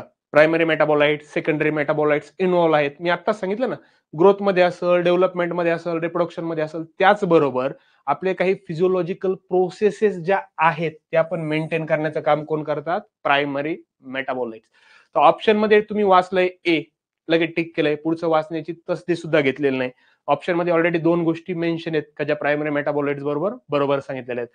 त्याचं बरोबर एक्सप्लेनेशन येईल, आन्सर येईल आपलं ऑप्शन डी, बोथ ए आणि बी. या दोन्ही गोष्टी आपल्याला प्रायमरी मेटाबोलाइट्स मधून आपल्याला काय मिळतात, पाहायला मिळतात. मग नेक्स्ट क्वेश्चन विचारलाय तुम्हाला, secondary metabolites such as nicotine असेल, स्टॅचिनिन असेल, कॅफीन असेल, प्रोड्यूस करतात प्लांट. का प्रोड्यूस करतात, तर न्यूट्रिटिव्ह व्हॅल्यू वाढवण्यासाठी, effect of reproduction, growth response और डिफेन्स ऍक्शन साठी. तर आपण पाहिलेलं होतं डिफेन्स ऍक्शन, त्याला आपण डिफेन्स मेकॅनिझम पण म्हटलेलं होतं. डिफेन्स मेकॅनिझम परफॉर्म करण्यासाठी काय करतात, ज्या प्लांट्स असतील त्या गोष्टी परफॉर्म करतात. या पद्धतीने काही सराव प्रश्न आहेत. त्यानंतर आता एलिमेंट्स, हे बेसिक गोष्टी आहेत, समजून घ्या. असे कुठले कुठले एलिमेंट्स आहेत प्रेझेंट. संगीता बोलते बी, आरती बोलते बी, नाही तर त्याचं ऑप्शन काय होतं, डी ऑप्शन होतं फर्स्टचं. सेकंडचं बी, ओके ठीक आहे. सेकंडचं आहे डिफेन्स मेकॅनिझम. आता बेसिक एलिमेंट समजून घ्या, कुठले कुठले एलिमेंट्स आहेत, रिक्वायरमेंट आहेत. आता मेजर आणि मायनर असे 2 एलिमेंट आहेत तुमच्या समोर. काही सिम्बॉलिक फॉर्म मध्ये आहे, कॅल्शियम असेल, फॉस्फरस असेल, सोडियम, मॅग्नेशियम, सल्फर असेल, पोटॅशियम असेल, नायट्रोजन. हे एलिमेंट्स आहेत, मेजर एलिमेंट आहेत, आपल्या बॉडीसाठी जास्त लागतात. मायनर्स कुठले आहेत, फेरस असेल, कॉपर असेल, कोबाल्ट, मॅग्नेशियम, मॉलिब्डेनम, झिंक किंवा आयोडीन. हे कसे आहेत, मायनर एलिमेंट आहेत. आता काही बेसिक एलिमेंट्स पण आहेत का जे आपण पाहिले फ्रेमवर्क एलिमेंट म्हणून काम करतील, आपल्या बॉडीला स्ट्रक्चर देतील. कार्बन, ऑक्सिजन आणि हायड्रोजन आहेत म्हणून आपल्या बॉडीला काय आहे, एक स्पेसिफिक फ्रेमवर्क आहे. प्रोटोप्लाझ्मिक एलिमेंट आहेत. प्रोटोप्लाझ्मिक म्हणजे काय, आपलं बेसिकली हे एक सेल आहे. सेलमध्ये जेवढं लिक्विड मटेरियल आहे त्याला सायटोसोल म्हणतो किंवा सायटोप्लाझम म्हणतोय. मग त्या सायटोप्लाझम मध्ये जे काही प्रोटोप्लाझमिक एलिमेंट प्रेझेंट आहेत तर ते कुठले आहेत, प्रोटीन प्रेझेंट असेल, न्यूक्लिक ऍसिड प्रेझेंट आहेत, लिपिड आहेत, क्लोरोफिल प्रेझेंट आहेत, एन्झाईम प्रेझेंट आहेत. हे झालेत आपले प्रोटोप्लाझमिक एलिमेंट. त्यानंतर बॅलन्सिंग, आपल्या बॉडीमध्ये बॅलन्स मेंटेन करतील, कॅल्शियम, मॅग्नेशियम आणि potassium. Cellular pole, cellular pole म्हणून अशी एक कन्सेप्ट आहे, आपले जे बॉडीमध्ये 5000 डिफरंट केमिकल प्रेझेंट आहेत ते एकमेकांसोबत काय होतात, इंटरॅक्ट करून राहतात. मग त्या पोलला काय म्हणायचंय, सेल्युलर पोल. वॉटर, वॉटर तर पाहिलंय आपण, मी मगाशी कसं सांगितलंय, जल है तो कल है. मेजर कॉन्स्टिट्युएंट सेल्स आहे 60 to 90% इंट्रासेल्युलर, इंटरसेल्युलर प्रेझेंट आहे. वॉटर एक तर आपल्या बॉडीमध्ये फ्री फॉर्म मध्ये पण पाहायला भेटतं, फ्री स्टेटमध्ये किंवा बाउंडेड स्टेटमध्ये, केओएच असेल किंवा सीएओएच असेल, यासोबत पण काय होतं, आपल्याला वॉटर पाहायला मिळतंय. समजलंय मेजर एलिमेंट कुठले आहेत, मायनर एलिमेंट कुठले आहेत, फ्रेमवर्क एलिमेंट कुठले आहेत जे आपल्या बॉडीला एक स्ट्रक्चर देतील. प्रोटोप्लाझमिक म्हणजे आपल्या सेल्स मध्ये प्रेझेंट आहे, आणि बॅलन्सिंग म्हणजे काय, बॉडीला बॅलन्स करण्याचं काम करतील. आता आपण पाहूया, हे झाल्या बेसिक गोष्टी ह्या बायोकेमिस्ट्री बद्दल. आता आपला पहिला पॉइंट आहे कार्बोहायड्रेट्स. कार्बोहायड्रेट्स म्हणजे काय, कशाला म्हणायचं कार्बोहायड्रेट. कार्बोहायड्रेट आपण पाहिले, एक काय आहे आपला मॅक्रोन्यूट्रिएंट आहे. न्यूट्रिएंट म्हणजे असे काही घटक का जे आपल्याला एनर्जी देतात, जे खाल्यानंतर आपल्याला काय मिळतं, एनर्जी मिळते. ऑलरेडी आपल्याला माहित आहे, नॉनव्हेज जे म्हणतो आपण, फिश असतील, मासे असतील, चिकन असेल, मटन असेल, एग्ज असतील, यामध्ये मोठ्या प्रमाणामध्ये प्रोटीन्स प्रेझेंट आहेत, बरोबर. तर मग कार्बोहायड्रेट कुठे प्रेझेंट आहेत, कार्बोहायड्रेट आपल्या बॉडीमध्ये गेल्यानंतर काय होतंय ते पाहायचंय आपल्याला. आता basically the body primary source of energy. Carbohydrate काय आपल्या बॉडीचा एक प्रायमरी सोर्स आहे. आता इथून एक क्वेश्चन येऊ शकतो तुम्हाला, काय दिलंय सेकंड स्टांजामध्ये, देअर आर कंपोज्ड ऑफ. आता कार्बोहायड्रेट कशापासून कंपोज झालेला आहे, कशापासून बनलेला आहे, तर कार्बन असेल, नावातच आहे हायड्रेट्स ऑफ कार्बन, हायड्रोजन असेल किंवा ऑक्सिजन असेल, यांच्या ऍटम्स पासून बनलाय कार्बोहायड्रेट. वाईड व्हरायटी आहे फूड्सची, त्यामध्ये आपल्याला कार्बोहायड्रेट्स पाहायला भेटतंय, बोथ नॅचरल अँड प्रोसेस्ड. जे नैसर्गिक फळं आहेत, फुलं आहेत किंवा काही जे फूड्स म्हणतो आपण, त्यामध्ये कार्बोहायड्रेट पाहायला भेटतंय, किंवा जे आपण आर्टिफिशियल बनवतोय त्यामध्ये पण आपल्याला कार्बोहायड्रेट्स पाहायला मिळतील. आता बेसिकली पाहून घेऊया कार्बोहायड्रेट्स प्लांटच्या बॉडीमध्ये कधी तयार होतात. ओके, तर ज्यावेळेस फोटोसिंथेसिस, ऑलरेडी तुम्ही शिकलेला असाल 10वीला 12वीला, फोटोसिंथेसिस म्हणजे काय, प्रकाश संश्लेषण प्रक्रिया. सूर्यप्रकाशाच्या मदतीने वनस्पती स्वतःचं अन्न तयार करतात, त्यावेळेस वनस्पतीमध्ये कार्बोहायड्रेट्स, कर्बोदके आपण त्याला मराठीमधून म्हणतोय, ते तयार होतात. आता इथं तुम्हाला सांगितलेलं आहे ऍटोट्रॉपिक, हेटरोट्रॉपिक प्लांट. ऍटोट्रॉपिक कशाला म्हणायचंय आणि हेटेरोट्रॉपिक प्लांट कशाला म्हणायचंय, येईल सांगता कोणाला? ऍटोट्रॉपिक प्लांट म्हणजे काय, हेटरोट्रॉपिक प्लांट म्हणजे काय, कशाला म्हणणार आपण ऍटोट्रॉपिक, कशाला म्हणणार हेटरोट्रॉपिक? आठवतंय कोणाला ऍटोट्रॉपिक, हेटरोट्रॉपिक कशाला म्हणायचंय? फोटोसिंथेसिस आठवत असेल तर येस बोला. ओके, फोटोसिंथेसिस असेल, ऍटोट्रॉपिक प्लांट आहे. Okay, we are heterotrophic. Okay Vaishnavi, good. आपण हेटरोटॉपिक आहे, पण त्याआधी ऍटोट्रॉपिक म्हणजे काय ते समजून घ्या. ऍटोट्रॉपिक म्हणजे असे प्लांट, असे ऑर्गॅनिझम का जे स्वतःचं अन्न स्वतः बनवू शकतील, बरोबर. आणि हेटरोटॉपिक म्हणजे काय, स्वतःचं फूड स्वतः बनवू शकत नाहीत. मग आता प्लांट आहेत, झाड आहेत, स्वतःचं अन्न स्वतः बनवतील. कसे बनवतील? रूट्स आहेत, मिनरल्स आहेत, न्यूट्रिएंट आहे, वॉटर आहे, ऍब्झॉर्ब करतील, शोषून घेतील, सनलाईट येईल, सूर्यप्रकाश येईल, आणि सूर्यप्रकाशाच्या मदतीने जे झाडाचे लिव्ज आहेत, पान आहेत, स्वतःचं अन्न स्वतः बनवतील. याला म्हणायचंय फोटोसिंथेसिस. मग आपले प्लांट काय झालेत, ऍटोट्रॉपिक झालेत, स्वतःचं अन्न स्वतः बनवतो, बरोबर आहे की नाही. मग आपण ह्युमन बिंग, आपण काय आहोत, हेटरोटॉपिक आहोत. तर कसं आहोत हेटरोटॉपिक? तुम्ही बोलताल तुमच्यापैकी काही, सर आपण पण स्वतःचं अन्न स्वतः बनवतो, बरोबर आहे की नाही. स्वयंपाक आपण करतोय, बाजरी आपण लावतोय, गहू आपण लावतोय, त्याचं पीठ बनवतोय, मग स्वतःचं अन्न आपण स्वतः बनवतोय, बरोबर. असं बऱ्याच जणांचं म्हणणं असेल, पण तसं नाही. आता बेसिकली आपण एखादं हेटरोटॉप म्हणतो ह्युमन बिईंगला किंवा एखाद्या ऑर्गॅनिझमला, लायन असेल, टायगर असेल, हेटरोटॉप आहे. प्लांट काय करतात, अन्न बनवतात आणि आपण ते कन्झ्युम करतोय. तसं झाडांचं नाही. झाडं पाणी असेल, मिनरल असेल, न्यूट्रिएंट यापासून स्वतःचं अन्न स्वतः बनवतील, आणि आपण दुसऱ्यावर डिपेंड आहे, आपण झाडांवर डिपेंड आहे. गहू असेल, तांदूळ असेल, त्यामुळे आपण काय झालं, हेटरोटॉप झालोय. कार्बनचा एक फॉर्म्युला आहे, बेसिकली एम्पेरिकल फॉर्म्युला, हा एक लक्षात राहू द्या. CnH2n in bracket, bracket complete n, n it is a integer. कळलंय. आता एक क्वेश्चन येईल तुम्हाला, hydrogen and oxygen ratio in carbohydrate. Carbohydrate मध्ये हायड्रोजन आणि ऑक्सिजनचा रेशो किती आहे? कसा आहे रेशो? 2:1. जर 2 हायड्रोजन मॉलिक्यूल असेल तर 1 ऑक्सिजन मॉलिक्यूल आपल्याला कार्बोहायड्रेट मध्ये पाहायला मिळतोय. काही एक्झाम्पल दिलेत तुम्हाला कार्बोहायड्रेटचे. शुगर असेल, ग्लायकोजन असेल, ग्लायकोजनला आपण अॅनिमल स्टार्च म्हणतोय. आपण पाहिलंय कार्बोहायड्रेट एक स्टार्च आहे, प्लांट स्टार्च असेल, आणि अॅनिमल मध्ये जे स्टार्च म्हणतो त्याला आपण ग्लायकोजन म्हणतोय किंवा सेल्युलोज म्हणतो. हे झाले बेसिकली कार्बोहायड्रेट. आता सोर्सेस काय काय आहेत कार्बोहायड्रेट आपल्याला माहिती आहे. झाडामध्ये फोटोसिंथेसिस होत आहे, प्रकाश संश्लेषण होत आहे, त्यातून आपल्याला काय मिळतंय, कार्बोहायड्रेट झाडामध्ये तयार होताना पाहायला मिळतंय. बेसिकली कार्बोहायड्रेट ज्यावेळेस एक्झिट होतं, बेस्ट एक्झाम्पल आहे पोटॅटो. पोटॅटो सगळ्यांना माहित असेल. ते पोटॅटो वाळल्यानंतर, सुकल्यानंतर त्यातील फक्त 10% जे कार्बोहायड्रेट आहेत तेच एक्झिट आउट होतील. त्यामध्ये 90% कार्बोहायड्रेट ऍज इट इज त्या ड्राय वेट मध्ये पण काय राहतात, प्रेझेंट राहतात. आता ड्राय वेट आणि वेट वेट ह्या दोन कन्सेप्ट आपल्या बायोलॉजिकल पॉइंट ऑफ व्ह्यूनी समजून घ्या. वेट वेट म्हणजे काय, जसा आहे ऑर्गॅनिझम, जसा आहे सबस्टन्स, तसा जसाच्या तसा वेट करायचा आहे. म्हणजे त्या बॉडीमध्ये पाणी पण प्रेझेंट आहे. आणि ड्राय वेट म्हणजे काय, पूर्ण वॉटर रिमूव्ह करायचंय, त्याला आपण काय म्हणतोय, ड्राय वेट म्हणतोय. समजलं इथपर्यंत? आता ऑलरेडी पाहिलंय आपण कंपोजिशन काय काय आहेत कार्बोहायड्रेट मध्ये, कार्बन, हायड्रोजन आणि ऑक्सिजन. कार्बन, हायड्रोजन आणि ऑक्सिजनचा रेशो कसा आहे, 2:1 आहे. याला सॅकराइड पण म्हणतोय, कंपोनंट आहेत हे सॅकराइडचे. इथपर्यंत कळलं असेल. आता काही 1-2 क्वेश्चन आहेत तुमच्यासाठी, ते एक पाहून घ्या. संभाव्य क्वेश्चन किंवा सरावासाठी आपण म्हणतोय काय काय, जस्ट मी आता बोललोय, what is the 3 element make the carbohydrate. Carbohydrate कुठल्या कुठल्या 3 एलिमेंट पासून बनलेला आहे. सिंपल सिंपल क्वेश्चन आहे, सगळ्यांना याचे उत्तर यायलाच पाहिजे. आत्ताच सांगितलं ना मी, कार्बोहायड्रेट जो आहे कुठले कुठले 3 कंपोनेंट आहेत. तुमच्या समोर 4 ऑप्शन दिसत आहे. CHO, carbon, hydrogen, oxygen. मोनालीचं म्हणणं आहे option B, option B, option B. Okay, basic आहे. आता आपण पाहिले लास्ट स्लाइड मध्ये जे आपले कार्बोहायड्रेट आहेत, ऑप्शन ए मध्ये सांगितलंय कार्बन, ऑक्सिजन आणि नायट्रोजन.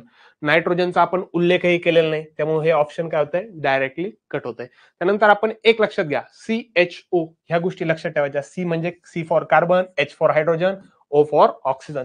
इथून आपल्याला डायरेक्टली आन्सर मिळालंय. तरी आपण 3 पाहून घेऊया बाकीचे काय काय ऑप्शन आहे. आपण पाहिलंय कार्बन तर प्रेझेंट आहे, नायट्रोजन अब्सेंट आहे, सल्फर अब्सेंट आहे, त्यानंतर फॉस्फरसचा कार्बोहायड्रेट मध्ये रोल येत नाही, ऑक्सिजन जरी प्रेझेंट आहे, फॉस्फरस अब्सेंट असल्यामुळे ऑप्शन सेकंड आपलं बरोबर आहे बी. त्यानंतर सांगितलंय तुम्हाला question number 6, what is the ratio of hydrogen and oxygen atom in carbohydrate. Hydrogen आणि ऑक्सिजनचा रेशो काय आहे कार्बोहायड्रेटचा.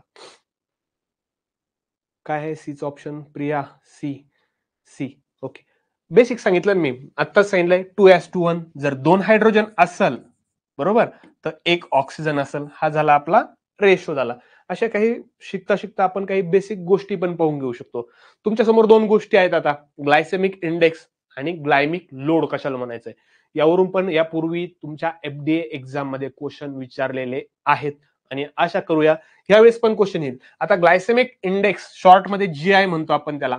GI कशाला म्हणायचंय, काय डेफिनेशन आहे, मेजर करायचंय आपल्याला quickly food raise blood sugar. आपण जे ग्लायसेमिक इंडेक्स म्हणजे बेसिक समजून घ्या, आपण जे अन्न खातोय, फूड खातोय, ते आपल्या ब्लड मध्ये डिझॉल्व्ह व्हायला, मिक्स होण्यासाठी किती वेळ लागेल, त्यालाच काय म्हणायचंय, ग्लायसेमिक इंडेक्स म्हणायचंय. आणि ग्लायसेमिक लोड, आता हे जे फूड आहे आपल्या ब्लडमध्ये काय झालंय, एंटर झालंय, ब्लडमध्ये मिक्स झालंय, ब्लडमध्ये मिक्स झाल्यानंतर शुगर लेवल किती वाढली आपल्या ब्लडची, त्याला काय म्हणायचंय, ग्लायसेमिक लोड म्हणायचंय. नंबर आहे एस्टिमेट करून फूडला एखाद्या पर्सनच्या ग्लुकोजमध्ये किती इन्व्हॉल्व झाल्यानंतर ग्लायसेमिक इंडेक्स म्हणजे आपण पाहिलंय फूड आपल्या ब्लड पर्यंत जाण्यासाठी किती वेळ लागेल, आणि ग्लायसेमिक लोड म्हणजे काय, ते फूड आपल्या ब्लड मध्ये गेल्यानंतर आपली शुगर लेवल किती वाढते. त्याचा एक फॉर्म्युला आहे, एक्झामसाठी इम्पॉर्टंट फॉर्म्युला नाही पण लक्षात राहू द्या. GL म्हणजेच काय, ग्लायसेमिक लोड जर आपल्याला काउंट करायचा असेल तर आपण ग्लायसेमिक इंडेक्स काढणार आहे त्या फूडचा. आपण काही चार्ट मध्ये पाहणार आहोत ग्लायसेमिक इंडेक्स कसे आहेत, काय आहेत, कार्बोहायड्रेटचा अमाऊंट किती आहे आणि त्याला डिवाइड करायचं आहे 100 मग आपल्याला एखाद्या फूडची ग्लायसेमिक लोड पण आपल्याला पाहायला मिळतोय. एक चार्ट आहे तुमच्या समोर, एकदा हायलाइट करून घ्या, पाहून घ्या काय काय सांगितलं या चार्ट मध्ये.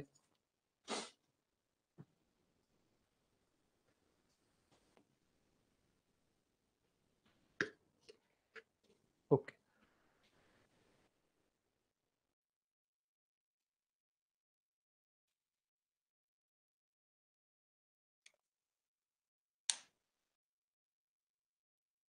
अनघाचं म्हणणं आहे सर एकदा स्लाइड रिपीट करा. Okay, no problem. पाहिलाय चार्ट? हा, तर अनघा आपल्याला इथं 2 गोष्टी दिलेल्या आहेत, ग्लायसेमिक इंडेक्स आणि ग्लायसेमिक लोड.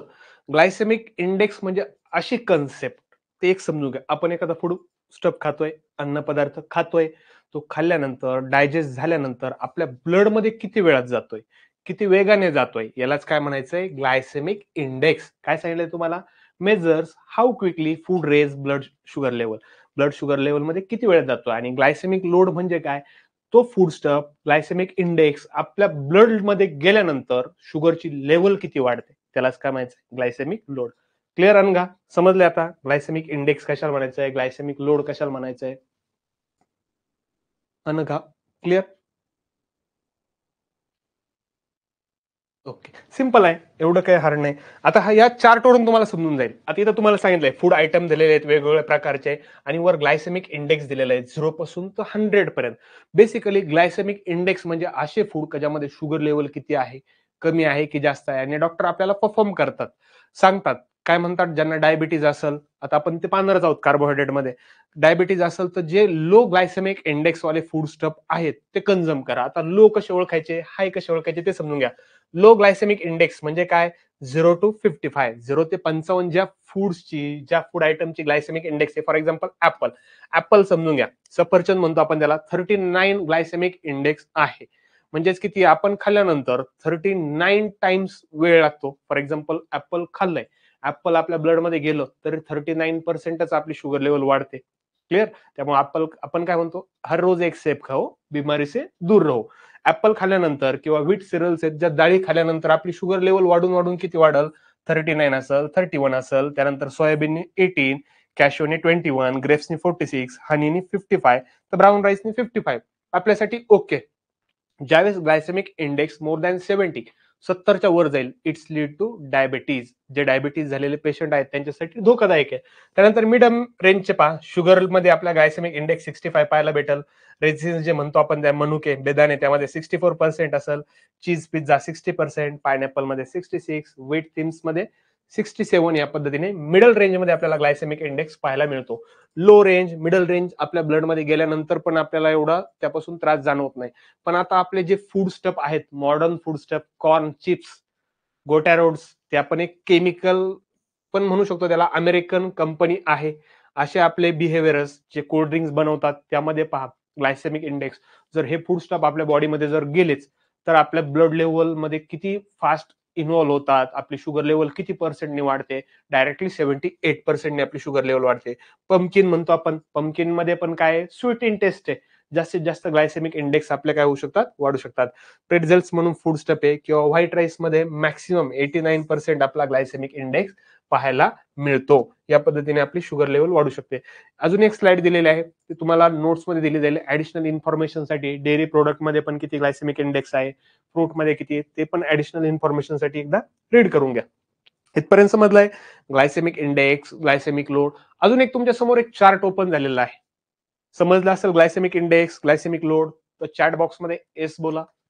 नसेल समजलं तर परत आपण रिपीट करू, टेन्शन घेऊ नका, काळजी करू नका. समजलंय glycemic load. Glycemic load doctor आपल्याला काय सजेस्ट करतील, जर तुम्हाला डायबिटीजचे सिम्पटम्स असेल, शुगर लेवल जास्त असेल, तर लो ग्लायसेमिक इंडेक्स वाले फ्रुट्स, फूड आयटम तुम्ही कंझ्युम करा, ज्यामुळे तुमच्या ब्लड मध्ये ग्लुकोज लेवल वाढणार नाही. ओके, चला तर मग नेक्स्ट पॉइंट कंटिन्यू करूया आपण. ओके, चला तर नेक्स्ट पॉइंट कडे जाऊ. आता आपल्याला बेसिकली पाहायचे आहे कार्बोहायड्रेट मध्ये मोनोसॅक्राइड कशाला म्हणायचंय, डायसॅक्राइड, ऑलिगोसॅक्राइड, पॉलिसॅक्राइड, त्याचबरोबर ट्रायसॅक्राइड्स म्हणून आहे एक कन्सेप्ट.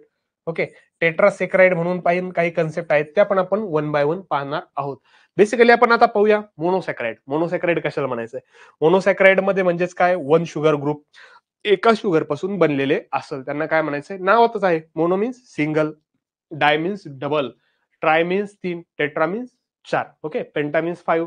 या पद्धतीने पाहिजे. आता बेसिकली हे काय सांगितलं तुम्हाला, क्लासिफिकेशन सांगितलंय कार्बोहायड्रेटचं. क्लासिफिकेशन म्हणजेच काय, वर्गीकरण केलं गेलेलं आहे. आता वर्गीकरण करताना पहा, मोनोसॅक्राइड म्हणजे काय, वन शुगर मॉलिक्यूल प्रेझेंट आहेत, डायसॅक्राइड मध्ये 2 मॉलिक्यूल प्रेझेंट आहेत, ट्राय मध्ये पाहिलं आपण 3 आणि टेट्रा मध्ये 4 शुगर मॉलिक्यूल प्रेझेंट आहेत. पण आता बेसिकली काही बुक मध्ये क्लासिफिकेशन करताना मोनोसॅक्राइड, डायसॅक्राइड शिकवलं जातं आणि डायरेक्टली ऑलिगोसॅक्राइड शिकवलं जातं. पण आपण ट्रायसॅक्राइड कशाला म्हणायचंय ते पण पाहणार आहोत, टेट्रासॅक्राइड कशाला म्हणायचंय आणि ऑलिगोसॅक्राइड. आता वन बाय वन समजून घेऊ. मोनोसॅक्राइड, मोनोसॅक्राइड म्हणजे काय, असा शुगर मॉलिक्यूल जो फक्त एका शुगर पासून बनलेला आहे. त्यानंतर डायसॅक्राइड, डायसॅक्राइड म्हणजे असा मॉलिक्यूल 2 शुगरच्या मॉलिक्यूल पासून बनलेला आहे. आणि ऑलिगोसॅक्राइड म्हणजे 3 ते 10 शुगरचे मॉलिक्यूल एकत्र येतील, त्यानंतर ऑलिगोसॅक्राइड बनल. आणि पॉलिसॅक्राइड नावातच आहे, पॉली मीन्स मेनी, खूप सारे शुगरचे 10 पेक्षा जास्त मॉलिक्यूल एकत्र येतील, पॉलिसॅक्राइड बनल. आता मोनोसॅक्राइडचे एक एक्झाम्पल पाहिजे आपल्याला, ग्लुकोज, फ्रुक्टोज, गॅलॅक्टोज कशा कशामध्ये प्रेझेंट आहेत, प्रत्येक गोष्ट आपण बेसिक पाहणार आहोत, इन डिटेल मध्ये जाऊन पाहणार आहे. ग्लुकोज कशाला म्हणायचंय, फ्रुक्टोज कशाला म्हणायचंय, गॅलॅक्टोज कशाला म्हणायचंय. त्याचबरोबर डायसॅक्राइड मध्ये सुक्रोज, लॅक्टोज, माल्टोज या कन्सेप्ट पण आहेत. रॅफिनोज आहे, स्टॅच्यूज आहेत. त्यानंतर पॉलिसॅक्राइड मध्ये स्टार्च असेल, ग्लायकोजन असेल, सेल्युलोज असेल. ह्या गोष्टी पण आता वन बाय वन पाहूया. तर चला तर मग आता आपण मोनोसॅक्राइड चालू करू. कार्बोहायड्रेटचं क्लासिफिकेशन पाहतोय आपण, त्यामध्ये आहे मोनोसॅक्राइड, डायसॅक्राइड, ट्राय, टेट्रा, ऑलिगोसॅक्राइड. मोनोसॅक्राइड पाहू. मोनोसॅक्राइड कशाला म्हणायचंय, basically monosaccharide means single sugar unit. Monosaccharide is a colourless, sweet in taste, गोड असतील मोनोसॅक्राइड, कलरलेस असतील, ऑक्सिडेशन शो करतील, एस्टरिफिकेशन त्यामध्ये प्रेझेंट आहे, फर्मेंटेशन प्रेझेंट आहे. आता due to the asymmetric carbon, asymmetric carbon मुळे काय होतंय, मोनोसॅक्राइडचे 3 आपल्याला वेगवेगळे प्रकार पाहायला भेटतात. फर्स्ट झालाय ग्लुकोज, त्यानंतर झालाय गॅलॅक्टोज, क्लिअर, यासारखे पाहिलेत आपण. फ्रुक्टोज हे काय झालेत, मोनोसॅक्राइडचे एक्झाम्पल झालेत. का तर त्यामध्ये असिमेट्रिक कार्बन प्रेझेंट आहेत आणि ह्या असिमेट्रिक कार्बन मुळे वेगवेगळे डिफरंट आयसोमेरिक फॉर्म पाहायला मिळतात मोनोसॅक्राइडचे. त्यानंतर परत या ठिकाणी 2 टर्म आलेले आहेत, dextro rotatory and laevo rotatory. इथं काय सांगितलं तुम्हाला, रोटेट पोलराइज लाईट हेन्स. आता रोटेट करत, डेक्स्ट्रो रोटेटरी म्हणजेच काय, लिओ रोटेटरी म्हणजे काय. मोनोसॅकराइड जे आहेत ते क्लॉकवाईज, क्लॉक म्हणजे काय, घड्याळ ज्या दिशेने फिरतं त्या दिशेने पण पोलराइज लाईट मध्ये ते रोटेट होऊ शकतात. त्यानंतर लिओ रोटेटरी म्हणजे काय, लेफ्ट हँड साइड, घड्याळाच्या अँटी क्लॉकवाईज म्हणतो, विरुद्ध दिशेने. समजलंय. आता जनरल फॉर्म्युला दिलेला आहे तुम्हाला या ठिकाणी मोनोसॅकराइडचा, CnH2n ON, बरोबर.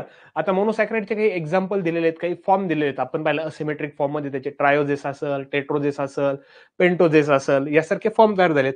ट्रायोजेस नावातच आहे, ट्राय, ट्राय मीन्स थ्री फॉर्मचे जे कार्बन असतील, 3 कार्बन पासून बनलेले आहेत ट्रायोजेस. ग्लिसरॉल्डिहाइड असेल, डायहायड्रॉक्सी ऍसिटोन असेल, हे झाले ट्रायोजेसचे एक्झाम्पल. त्यानंतर टेट्रोजेस म्हणजे 4 शुगरचे 4 कार्बन असतील, पेंटोजेस मध्ये 5 कार्बन, हेक्झोजेस मध्ये काय आहेत, 6 कार्बन. आता एक नेक्स्ट चार्ट दिलेला आहे तुमच्यासाठी. इथून एक आरामात 2 क्वेश्चन आलेले आहेत आणि परत आपण पाहूया एक क्वेश्चन येऊ शकतोय. काय सांगितलं तुम्हाला, इम्पॉर्टंट हेक्झोकायनेस. आता इम्पॉर्टंट हेक्झोकायनेस मध्ये समजून घ्या, फ्रुक्टोज आहे, ग्लुकोज आहे आणि गॅलॅक्टोज आहेत. आता वन बाय वन समजून घेऊ. ग्लुकोज कशाला म्हणायचंय, फ्रुक्टोज कशाला म्हणायचंय, बरोबर, गॅलॅक्टोज कशाला म्हणायचंय. इम्पॉर्टंट आहेत. यामध्ये ग्लायकोलिपिड्स म्हणतो आपण. ग्लायकोलिपिड्स म्हणजे काय, ग्लुकोज पण प्रेझेंट आहे, लिपिड पण प्रेझेंट आहे, त्याचबरोबर ग्लायकोप्रोटीन्स पण प्रेझेंट आहे. म्हणजेच काय, ग्लुकोज प्लस प्रोटीन दोन्ही प्रेझेंट आहेत. इथं तुम्हाला एक क्वेश्चन साठी नोट दिलेली आहे. Fructose is called as fruit sugar. फ्रुक्टोजला आपण काय म्हणतोय, फ्रूट शुगर. एखादं फ्रुट्स पहा, मँगो असेल, चिकू असेल, कुठलंही असेल, पायनॅपल असेल, खाल्ल्यानंतर आपल्याला स्वीट लागतं. तर मग त्यामध्ये आपण काय समजतंय, एक शुगर प्रेझेंट आहे. तर मग फ्रूटमध्ये कुठली शुगर प्रेझेंट आहे, फ्रुक्टोज शुगर प्रेझेंट आहे, बरोबर. स्वीटेस्ट शुगर आहे, आपली जी नॅचरल शुगर म्हणतो, साखर म्हणतो, त्यापेक्षा कशी आपल्याला फळामधील शुगर चांगली आवडते खायला. कुठलंही फळ घ्या, छान आवडतं.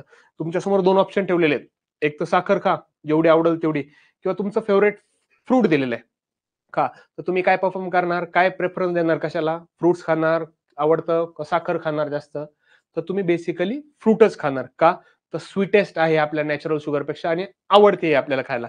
हे झालं फ्रुक्टोज. त्यानंतर आलंय ग्लुकोज. आता ग्लुकोज समजून घ्या कशाला म्हणायचंय. ग्लुकोजला एक दुसरं एक नाव आहे, sugar of body or blood sugar. ज्या वेळेस आपल्या ब्लड मधली शुगर लेवल वाढते त्यावेळेस आपल्याला डायबिटीज होतो, मधुमेह होतो. हे कळलं असं नाही, आपल्या मराठी भाषेमध्ये आपण त्याला साखर म्हणतो, बरोबर. ऐकलंय यापूर्वी कधी, डायबिटीज, मधुमेह, साखर म्हणतो आपण त्याला, मधुमेह किंवा डायबिटीज. आता समजून घेऊया आपण डायबिटीज का होतो, कुठलं ऑर्गन काम करत नाही. आता बेसिकली तुम्ही फार्मसी बॅकग्राऊंडचे असतील बऱ्यापैकी, त्यामुळे तुम्हाला एक माहित आहे. आता बऱ्याच जणांना माहित असेल, आपल्या बॉडीमध्ये इन्सुलिन नावाचं एक केमिकल तयार केलं जातंय. कुठं केलं जातं इन्सुलिन, माहित आहे असेल तर चॅट बॉक्स मध्ये टाईप करा. ह्या पार्टमध्ये, ह्या ऑर्गनचं काम आहे इन्सुलिन प्रोडक्शन करणे. कुठला असा ऑर्गन आहे आपला का जो इन्सुलिन तयार करतोय, आणि ते आपण डिटेलमध्ये पाहणार आहोत. इथं दिलंय आपल्याला ब्लड शुगर कशी कंट्रोल करायची, कुठला ऑर्गन आहे. आरतीचं म्हणणं आहे लिव्हर, मोनाली बेटा सेल. बेटा सेल पण कुठला बेटा सेल, ओके. रूपनंदा पॅन्क्रियाज, हा. तर रूपनंदानी बरोबर सांगितलंय, पॅन्क्रियाज. पॅन्क्रियाज म्हणजे काय, स्वादुपिंड म्हणतो आपण. स्वादुपिंड मधल्या, पॅन्क्रियाज मधल्या आपण बीटा सेल्स ज्या आहेत त्या काय करतील, आपल्या इन्सुलिन सिक्रेट करतील. आणि हा इन्सुलिन काय करतोय, आपला जे आपले ब्लड ग्लुकोज म्हणतोय किंवा ब्लड शुगर म्हणतोय, आपल्या रक्तातील साखर, ग्लुकोज, ग्लुकोजला काय करतोय, कंट्रोल करतोय. समजलंय. इन्सुलिनचं प्रमाण जर आपल्या बॉडीमध्ये कमी झालं तर आपल्या बॉडीमध्ये जेवढी शुगर आहे ती डायजेस्ट होणार नाही. परिणाम काय होईल त्याचा, आपल्याला डायबिटीज पाहायला मिळेल. मग यापूर्वी पहा, आता बऱ्याच जणांच्या फॅमिलीमध्ये नोटीस पण केलेलं असेल, डायबिटीज आहे, डेली इंजेक्शन घ्यावं लागतात, ते इन्सुलिन घ्यावं लागतं, त्यावेळेस ती शुगर लेवल कंट्रोल होते. किंवा पथ्य पाळावं लागतात बऱ्याचदा, चहा नाही घ्यायचा, साखर कमी टाकायची, मीठ तेलकट कमी खायचं, मिठाचे पदार्थ कमी खायचे. त्यावेळेस इंजेक्शन पण घरगुती घेतले जातात. आता पूर्वी अशा फॅसिलिटीज नव्हत्या, तर मग इन्सुलिन, आता जो पॅन्क्रियाज नावाचं मी ऑर्गन सांगितलं ना, आता पूर्वी मूवीज मध्ये पाहिलेलं असेल तुम्ही, खूप सारे हॉर्सेस होते, घोडे भरपूर पाहायला मिळायचे. आता घोडे पाहायला कमी मिळतात का, तर एक ऑर्गन सांगितलंय, ह्युमन पेक्षा पॅन्क्रियाज असेल किंवा जे पिग म्हणतो आपण, डुक्कर, त्यांचं पॅन्क्रियाज मोठं होतं आणि त्या पॅन्क्रियाज पासून एक्स्ट्रॅक्ट केलं जायचं इन्सुलिन पूर्वी, ज्यावेळेस बायोटेक्नॉलॉजी नावाची टर्म लोकांना माहित नव्हती. त्या घोड्यांची शिकार केली जायची, मारले जायचे, स्लॉटर केल्यानंतर त्या पॅन्क्रियाज मधून इन्सुलिन काढलं जायचं आणि डायबिटीजवर ट्रीटमेंट केली जायची. का, तर आपण जास्त शुगर लेवल आपल्या बॉडीमध्ये, ब्लडमध्ये वाढल्यानंतर, म्हणजेच काय, एक्सेसिव्ह ग्लुकोजचा आपण इनटेक केलंय, जास्तीत जास्त ग्लुकोज खाल्लंय, त्यामुळे आपल्या शुगर लेवल वाढत होती. इन्सुलिनच्या ज्या बीटा सेल्स आहेत त्या कमी पडायच्या इन्सुलिन सिक्रेट करायला. इन्सुलिन कमी पडल्यामुळे आपल्याला काय व्हायचे, डायबिटीज व्हायची. मग डायबिटीज मध्ये ऑलरेडी तुम्ही बायोलॉजीमध्ये पाहिलेलं असेल, डायबिटीज झाल्यानंतर एखादी इंजुरी झाली, जखम झाली, भरून निघत नाही. किंवा बेस्ट एक्झाम्पल आहे कोरोना. कोरोनामध्ये पहा डायबिटीज, आता बेस्ट एक्झाम्पल, सलाईन घेतल्यानंतर शुगर लेवल वाढते आपल्या बॉडीमधली. डायबिटीज मध्ये, कोरोनामध्ये काय व्हायचं, जे डायबिटीज पेशंट आहे त्यांचा जो आपण म्हणतो ना स्कोर जास्त असायचा, त्यावेळेस काय व्हायचं, सलाईन लावल्यानंतर, सलाईन मध्ये ऑलरेडी ग्लुकोज आहे, त्या डायबिटीज पेशंटची शुगर लेवल वाढायची. कोरोनापेक्षा शुगरने डायबिटीज पेशंटची काय व्हायची, डेथ व्हायची. इथपर्यंत कळलंय ग्लुकोज एक आपला मोनोसॅक्राइडचा टाईप आहे कार्बोहायड्रेटचा, त्याचा डायबिटीज मध्ये काय रोल येईल. आणि इथून एक क्वेश्चन येऊ शकतोय, समजून घ्या, नॉर्मल लेवल ऑफ ग्लुकोज. आता आपली नॉर्मल लेवल किती सांगितलेली ग्लुकोजची बॉडीमध्ये, 80 to 120 mg milligram per 100 ml. आता हे एक समजून घ्या, बायोलॉजीमध्ये ऑलरेडी शिकलेलं असेल, आपल्या बॉडीमध्ये 5 to 5.5 लिटर ब्लड प्रेझेंट आहे, बरोबर. 5 ते 5.5 लिटर काय प्रेझेंट आहे, ब्लड प्रेझेंट आहे, रक्त प्रेझेंट आहे. मग त्या रक्तामध्ये ग्लुकोज किती पाहिजे, एक नॉर्मल लेवल किती पाहिजे, 80 to 120 मिलीग्राम एका 100 ml ब्लड मध्ये. 80 ते 120 mg पर्यंत ग्लुकोज आपल्याला पाहिजे. क्लिअर इथपर्यंत. 120 mg पेक्षा जास्त झाली तर आपण काय म्हणतोय, डायबिटीज होईल. आणि अजून एक डिसीज आपल्याला पाहायला मिळते कंडिशन, ग्लुकोसुरिया. ग्लुकोसुरिया म्हणजे काय, एक्सेसिव्ह लेवल वाढते आपल्या ब्लडमध्ये ग्लुकोजची, त्यालाच आपण ग्लुकोसुरिया म्हणतोय, डायबिटीज म्हणतोय. समजले इथपर्यंत. ग्लुकोज, फ्रुक्टोज कशाला म्हणायचंय, मोनोसॅक्राइड पाहिलेत आपण, कलरलेस आहे, सॉलिड कंपाऊंड आहे, स्वीट टेस्ट राहील त्याचे, असिमेट्रिक कार्बन प्रेझेंट आहेत, त्यामुळे त्याचे कसे वेगवेगळे आयसोमेरिक फॉर्म पाहायला मिळतात. डेक्स्ट्रो रोटेटरी म्हणजेच काय, क्लॉकवाईज रोटेशन होईल. लिओ रोटेटरी म्हणजे काय, अँटी क्लॉकवाईज होईल. आता आपण पाहिले असिमेट्रिक कार्बन प्रेझेंट आहेत, त्यामुळे काय प्रेझेंट आहेत, हा ते पाहणार आहोत आपण मोनाली. हायपरग्लेसेमिया, हायपोग्लेसेमिया, त्या आपण दोन गोष्टी समजून सांगतो. पुढे तर पाहणारच आहोत आपण. हायपोग्लेसेमिया, हायपोग्लेसेमिया म्हणजे काय, अशी कंडिशन आपल्या ब्लड मधील शुगर लेवल डिक्रीज झाली एका अमाऊंट पेक्षा. आता इथं तुम्हाला सांगितले अमाऊंट किती सांगितले, 80, बरोबर. 80 mg पेक्षा कमी झाली तर त्याला आपण काय म्हणणार आहे, हायपोग्लेसेमिया. क्लिअर मोनाली. हायपोग्लेसिमिया म्हणजे काय, जेवढी नॉर्मल रेंज आहे शुगरची त्यापेक्षा आपली कमी झाली. आणि हायपरग्लेसिमिया म्हणजे काय, ह्या 120 mg पेक्षा शुगर लेवल वाढली. त्या पण दोन कन्सेप्ट महत्वाच्या आहेत, त्या पण आपण पुढे पाहणार आहेत, पण आता एक्सप्लेन केलं. हायपोग्लेसिमिया, हायपरग्लेसिमिया. हायपो म्हणजे काय, शुगर लेवल कमी झाली, आणि हायपर म्हणजे काय, हायपर, शुगर लेवल वाढली. क्लिअर इथपर्यंत. चलो नेक्स्ट. आता इथपर्यंत समजून घ्या. मोस्टली आता हे जे मोनोसॅक्राइड आहेत, सिंगल पॉलिहायड्रॉक्सी अल्डिहाइड किंवा कीटोन युनिट पासून बनलेले आहेत, 3 to 7 कार्बन ऍटम्स पासून बनलेले आहेत. आता मोनोसॅक्राइड सांगितलंय तुम्हाला, सोल्युबल इन वॉटर, पाण्यामध्ये काय होतात, विरघळतात. अँड स्प्रँगली सोल्युबल इन अल्कोहोल, अल्कोहोलमध्ये कमी प्रमाणामध्ये ऍज कम्पेअर टू वॉटर. वॉटरमध्ये जेवढे जास्त सोल्युबल आहेत, अल्कोहोलमध्ये कमी आहे. आणि इनसोल्युबल हे जे मोनोसॅक्राइड आहेत, ग्लुकोज पाहिलं आपण, फ्रुक्टोज पाहिलं, गॅलेक्टोज पाहिलं, इथरमध्ये टाकले तर इनसोल्युबल आहेत, विरघळत नाहीत. समजले इथपर्यंत. आता many exist in different isomeric form, आपण पाहिलेत वेगवेगळे आयसोमेरिक फॉर्म आहेत, ग्लुकोज असेल, फ्रुक्टोज असेल, गॅलेक्टोज असेल. आता मोनोसॅक्राइड पहा, आता दोन ग्रुप आहेत या ठिकाणी, अल्डिहाइड आणि कीटोन. अल्डिहाइड पासून पहा अल्डोजेस आहेत, ग्लुकोज असेल आपला, त्यानंतर काय झायलोज आहे. आता इथं समजून घ्या, carbon double bond with O, C double bond with O, त्याला काय म्हणणार आपण, अल्डिहाइड ग्रुप म्हणणार. आणि कीटोन कशाला म्हणणार, यामध्ये असा कार्बन आहे सिंगल ओ सोबत काय झालेला आहे, बाइंड झालेला आहे, त्याला आपण कीटोन म्हणणार आहे किंवा कीटोजेस ग्रुप म्हणणार आहे. तर आता इथं समजून घ्या, अल्डोजेस ग्रुपचं एक्झाम्पल काय आहे, ग्लुकोज, झायलोज. आणि कीटोजेस ग्रुपचं काय आहे, रायबिलोज आणि फ्रुक्टोज. तर बेस्ट. आता हे ऑलरेडी आपण सांगितलंय, ट्रायोजेस कशाला म्हणायचंय, टेट्रोजेस कशाला म्हणायचंय, पेंटोजेस, हेक्झोजेस, हेप्टोजेस. आता समजून घेऊ कार्बन नंबर किती प्रेझेंट आहेत त्या मोनोसॅक्राइड मध्ये. त्यानुसार ट्रायोजेस म्हणजे किती carbon number, 3 carbon number. Atom asymmetric आहेत, त्यामुळे ट्रायोजेसचे आपण एक्झाम्पल पाहिले, डिहायड्रॉक्सी ऍसिटोन, ग्लिसरल अल्डिहाइड, हे झाले ट्रायोजेसचे एक्झाम्पल. टेट्रोजेस मीन्स 4 कार्बनचे ऍटम्स प्रेझेंट आहेत, एरिथ्रोज असेल, थ्रिओजेस असेल. पेंटोजेस म्हणजे काय, 5 कार्बन प्रेझेंट आहेत, त्यामध्ये रायबोज आहे. रायबोज आपल्याला आरएनए मध्ये, ते पण पाहणार आहे आपण न्यूक्लिक ऍसिड मध्ये. आरएनए मध्ये कुठली शुगर आहे, डीएनए मध्ये कुठली, तर इथं सांगितलं तुम्हाला. आरएनए मध्ये कुठली शुगर आहे, रायबोज शुगर आहे. तर मग डीएनए मध्ये कुठली असेल आपल्याला, डिऑक्सी रायबोज. न्यूक्लिक ऍसिड मध्ये पाहणारच आहोत आपण, अरेबिनोज असेल. हे झाले पेंटोजेसचे एक्झाम्पल. त्यानंतर हेक्झोजेस म्हणजे 6 ऍटम आहेत कार्बनचे, जसे की ग्लुकोज असेल, ब्लड शुगर म्हणतो आपण, गॅलेक्टोज आहे. आता इथं गॅलेक्टोज सांगितलं तुम्हाला, गॅलेक्टोज आणि लॅक्टोज पुढे पाहणारच आहोत आपण. गॅलेक्टोज आणि लॅक्टोज असे मिल्क मधले कंपोनंट प्रेझेंट आहेत. कॉमनली मॅनोज असेल तर प्लांट मध्ये पाहायला मिळेल आपल्याला. फ्रुक्टोज असेल, स्वीट शुगर आहे, फाउंड होती आपल्याला सगळ्या फ्रुट्स मध्ये. हेप्टोजेस म्हणजे काय, 7 कार्बनचे ऍटम. फक्त एक लक्षात घ्या, ट्रायोजेस म्हणजे 3 कार्बन ऍटम, टेट्रोजेस, पेंटोजेस, हेक्झोजेस आणि हेप्टोजेस. इथपर्यंत क्लिअर झालंय. आता मोनोसॅक्राइड पाहिले आपण. आता बेसिकली पाहून घेऊ ग्लुकोज. ग्लुकोज कशाला म्हणायचंय, लॅक्टोज कशाला म्हणायचंय, थोडं स्पीडनी घेतोय. लक्ष द्या, जेवढं इम्पॉर्टंट आहे एक्झामच्या दृष्टीने तेच पाहतोय. आता फॉर एक्झाम्पल तुम्ही लहान असेल किंवा अजूनही आजारी पडल्यानंतर पहा. लहान असतानाचं बेस्ट एक्झाम्पल सांगतोय. आजारी पडलेत, डॉक्टरकडे गेल्यानंतर डॉक्टर काय देतात तुम्हाला, एक ग्लुकॉन डीचा बॉक्स द्यायचे, बरोबर. त्या ग्लुकॉन डीच्या बॉक्समध्ये एक शुगर असायची अशी पावडरच्या फॉर्म मध्ये. मग तुम्ही ती आवडीनं खायचं हातावर. ती खाल्ल्यानंतर किंवा चक्कर आली, सलाईन दिल्यानंतर आपल्याकडे साखर खायला देतात का, ग्लुकोज लेवल आपल्याला कमी झालेली पाहायला मिळते. ग्लुकोजला काय म्हणतोय आपण समजून घ्या, फ्यूल ऑफ लिव्हिंग. लिव्हिंगच्या बॉडीचं फ्यूल आहे, इंधन आहे. ग्लुकोज खाल्ल्यानंतर आपल्याला काय मिळणार आहे, एनर्जी मिळणार आहे. आणि एका हेल्दी नॉर्मल लिव्हिंगच्या बॉडीमध्ये ग्लुकोज लेवल आपण पाहिले किती पाहिजे होती, 80 to 120. पण नॉर्मली 90 mg पर 100 ml आपल्याला काय पाहिजे, ग्लुकोज लेवल प्रेझेंट पाहिजे.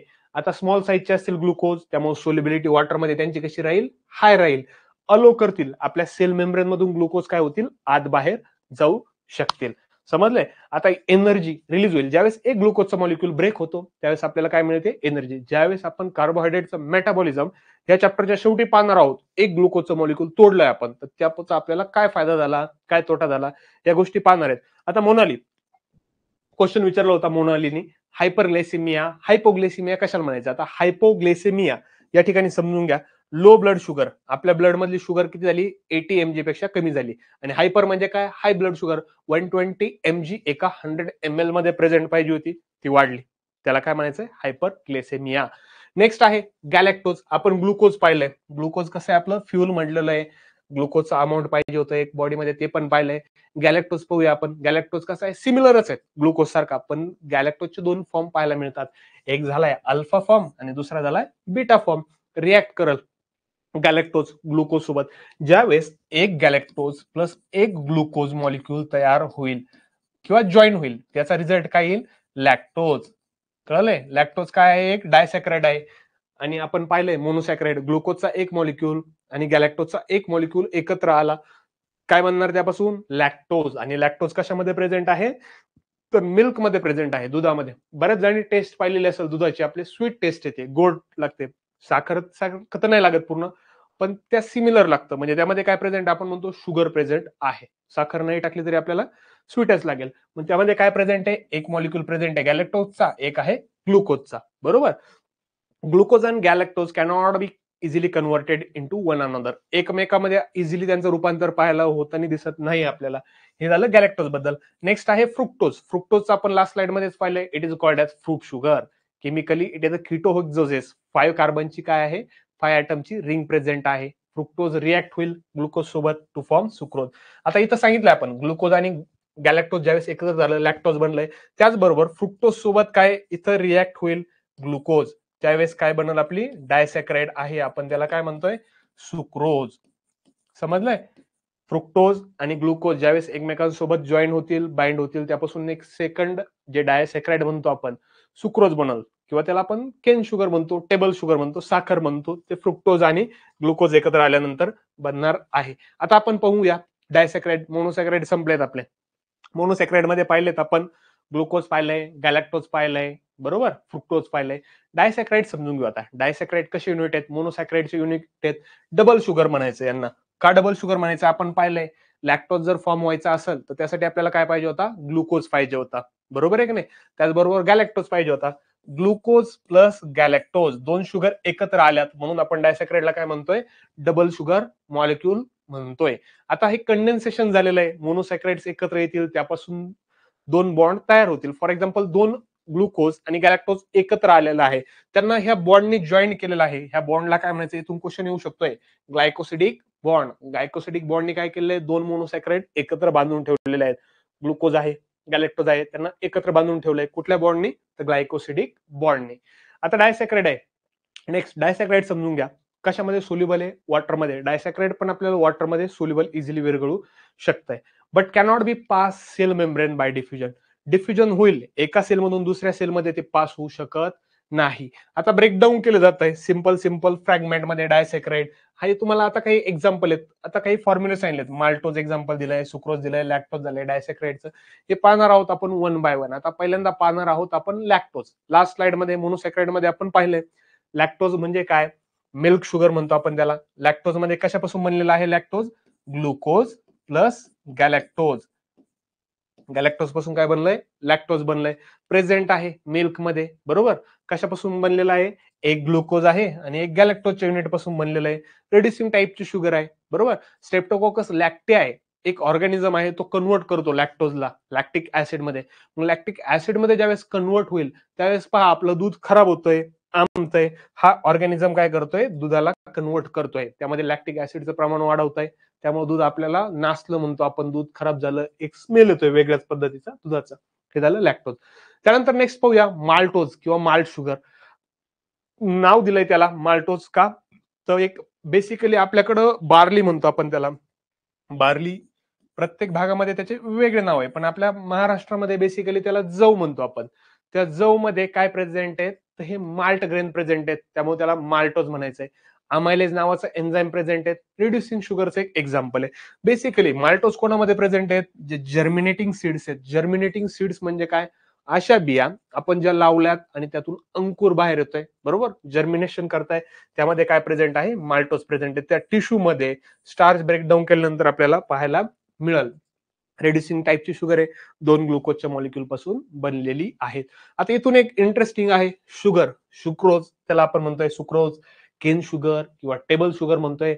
आता शुगर, साखर आपल्याला सगळ्यांना माहित आहे कुठं बनते, तर साखर कारखान्यामध्ये बनते, बरोबर. साखर कारखान्यामध्ये बनते, त्याचबरोबर ऊसापासून बनते हे माहिती आहे. पण आपल्याकडे एक बीटरूट म्हणून पण आहे, पाम रेड कलरचा, लाल कलरचा एक फळ म्हणतो आपण त्याला, त्यापासून पण काय होते, शुगर आपण तयार करू शकतो, हायड्रोलायसिस करू शकतोय. एक सुक्रोज जे आहे त्याला जर हायड्रोलाइज केलं, 2 भागामध्ये तोडलं, तर आपल्याला काय भेटतंय, ग्लुकोज प्लस फ्रुक्टोज. समजलेत पर्यंत. डायसॅकराइडचे एक्झाम्पल, माल्टोज पाहिलंय आपण, त्यानंतर पाहिलंय सुक्रोज पाहिलंय, बरोबर, लॅक्टोज पाहिलंय, यासारखे पाहिलेत डायसॅकराइड. आता नेक्स्ट आहे ट्रायसॅकराइड. आठवतं इथपर्यंत काय काय पाहिलं आपण, माल्टोज मध्ये, सुक्रोज मध्ये, लॅक्टोज मध्ये. हे झाले डायसॅकराइडचे टाईप. मोनोसॅकराइड मध्ये पण पाहिले आपण, ग्लुकोज असेल, गॅलॅक्टोज असेल, फ्रुक्टोज असेल. ओके, प्रतीक अंडरस्टँड. चला तर मग आता बेसिकली ट्रायसॅकराइड असेल, आपले टेट्रासॅकराइड असेल, हे सगळे कन्व्हर्ट केलेले आहेत ऑलिगोसॅकराइड मध्ये. म्हणजेच काय, आता पाहिलं मोनोसॅकराइड म्हणजे सिंगल युनिट होता शुगरचा, डायसॅकराइड म्हणजे 2 युनिट होते शुगरचे, ट्राय म्हणजे 3, टेट्रा म्हणजे 4. आता बेसिकली टेट्रा पासून तर डायरेक्ट ऑक्टा पर्यंत त्यांनी कशामध्ये कन्वर्ट केलंय, आपल्या ऑलिगोसॅकराइड मध्ये. आता ऑलिगोसॅकराइड पण पाहणार आहोत आपण. ऑलिगो मध्ये काय कन्वर्ट केलंय, 3 शुगर मॉलिक्यूल टू 10. यामध्ये जेवढी पण रेंजचे आहेत ते ऑलिगोसॅकराइड मध्ये कन्वर्ट केले. पण तरी आपण पाहून घेऊया, ट्रायसॅकराइड 3 मॉलिक्यूल शुगरचे असतील त्यापासून बनलेले आहेत. एक्झाम्पल सांगितलंय आपल्याला, रॅफिनोज. रॅफिनोज कशामध्ये प्रेझेंट आहे, शुगर बीट्स असतील, कॉटन असतील, सम फंगे असेल. आता जे शेतकऱ्यांची मुलं आहेत, शेतामध्ये गेल्यानंतर आपल्याकडे एक कॉटनचं आपण पीक घेतलं जातो, कापूस म्हणतो त्याला, कपाशी म्हणतो. त्याचं जे कॉटनचं जे फ्रुट्स आहे त्यातून कापूस बाहेर येतो. अर्ली स्टेजमध्ये खाल्ल्यानंतर ते स्वीट लागतं, गोड लागतं. बरेच जणांनी ट्राय केलेलं आहे असं. त्यामध्ये काय प्रेझेंट आहे, ट्रायसॅकराइड प्रेझेंट आहेत. तर कुठलं, रॅफिनोज नावाचं ट्रायसॅकराइड प्रेझेंट आहेत.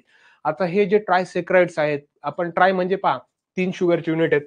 एक झालंय ग्लुकोज, दुसरं झालं फ्रुक्टोज आणि तिसरं झालं गॅलॅक्टोज. यापासून काय आहेत, बनलेले आहेत. मग टेट्रासॅकराइड म्हणजे काय, 4 मॉलिक्यूल एकत्र येतील त्यांच्यापासून असं शुगरचं युनिट बनल. त्याला आपण स्टॅच्यूज म्हणतोय. फाउंड पाहायला भेटतंय कशामध्ये, स्टॅचियस ट्युबिफेरामध्ये. आता बेसिकली समजून घ्या, आता आपण पाहिलंय टेट्रासॅकराइड कशापासून बनलेलं आहे, 4 युनिट पासून बनलेले आहेत. डायसॅकराइड 3 शुगरचे मॉलिक्यूल एकत्र येतील त्यांच्यापासून बनलेले आहेत. ऑलिगोसॅकराइड, ऑलिगोसॅकराइड हा प्रतीक 2 to 10 पासून, डायसॅकराइड पासून 2 नंतर जेवढे येतील त्यापासून बनलेला आहे ऑलिगोसॅकराइड. आता ऑलिगोसॅकराइड इथं पण सांगितलेलं आहे, कंडेन्सेशन आहे 2 to 10 मोनोसॅकराइड युनिट.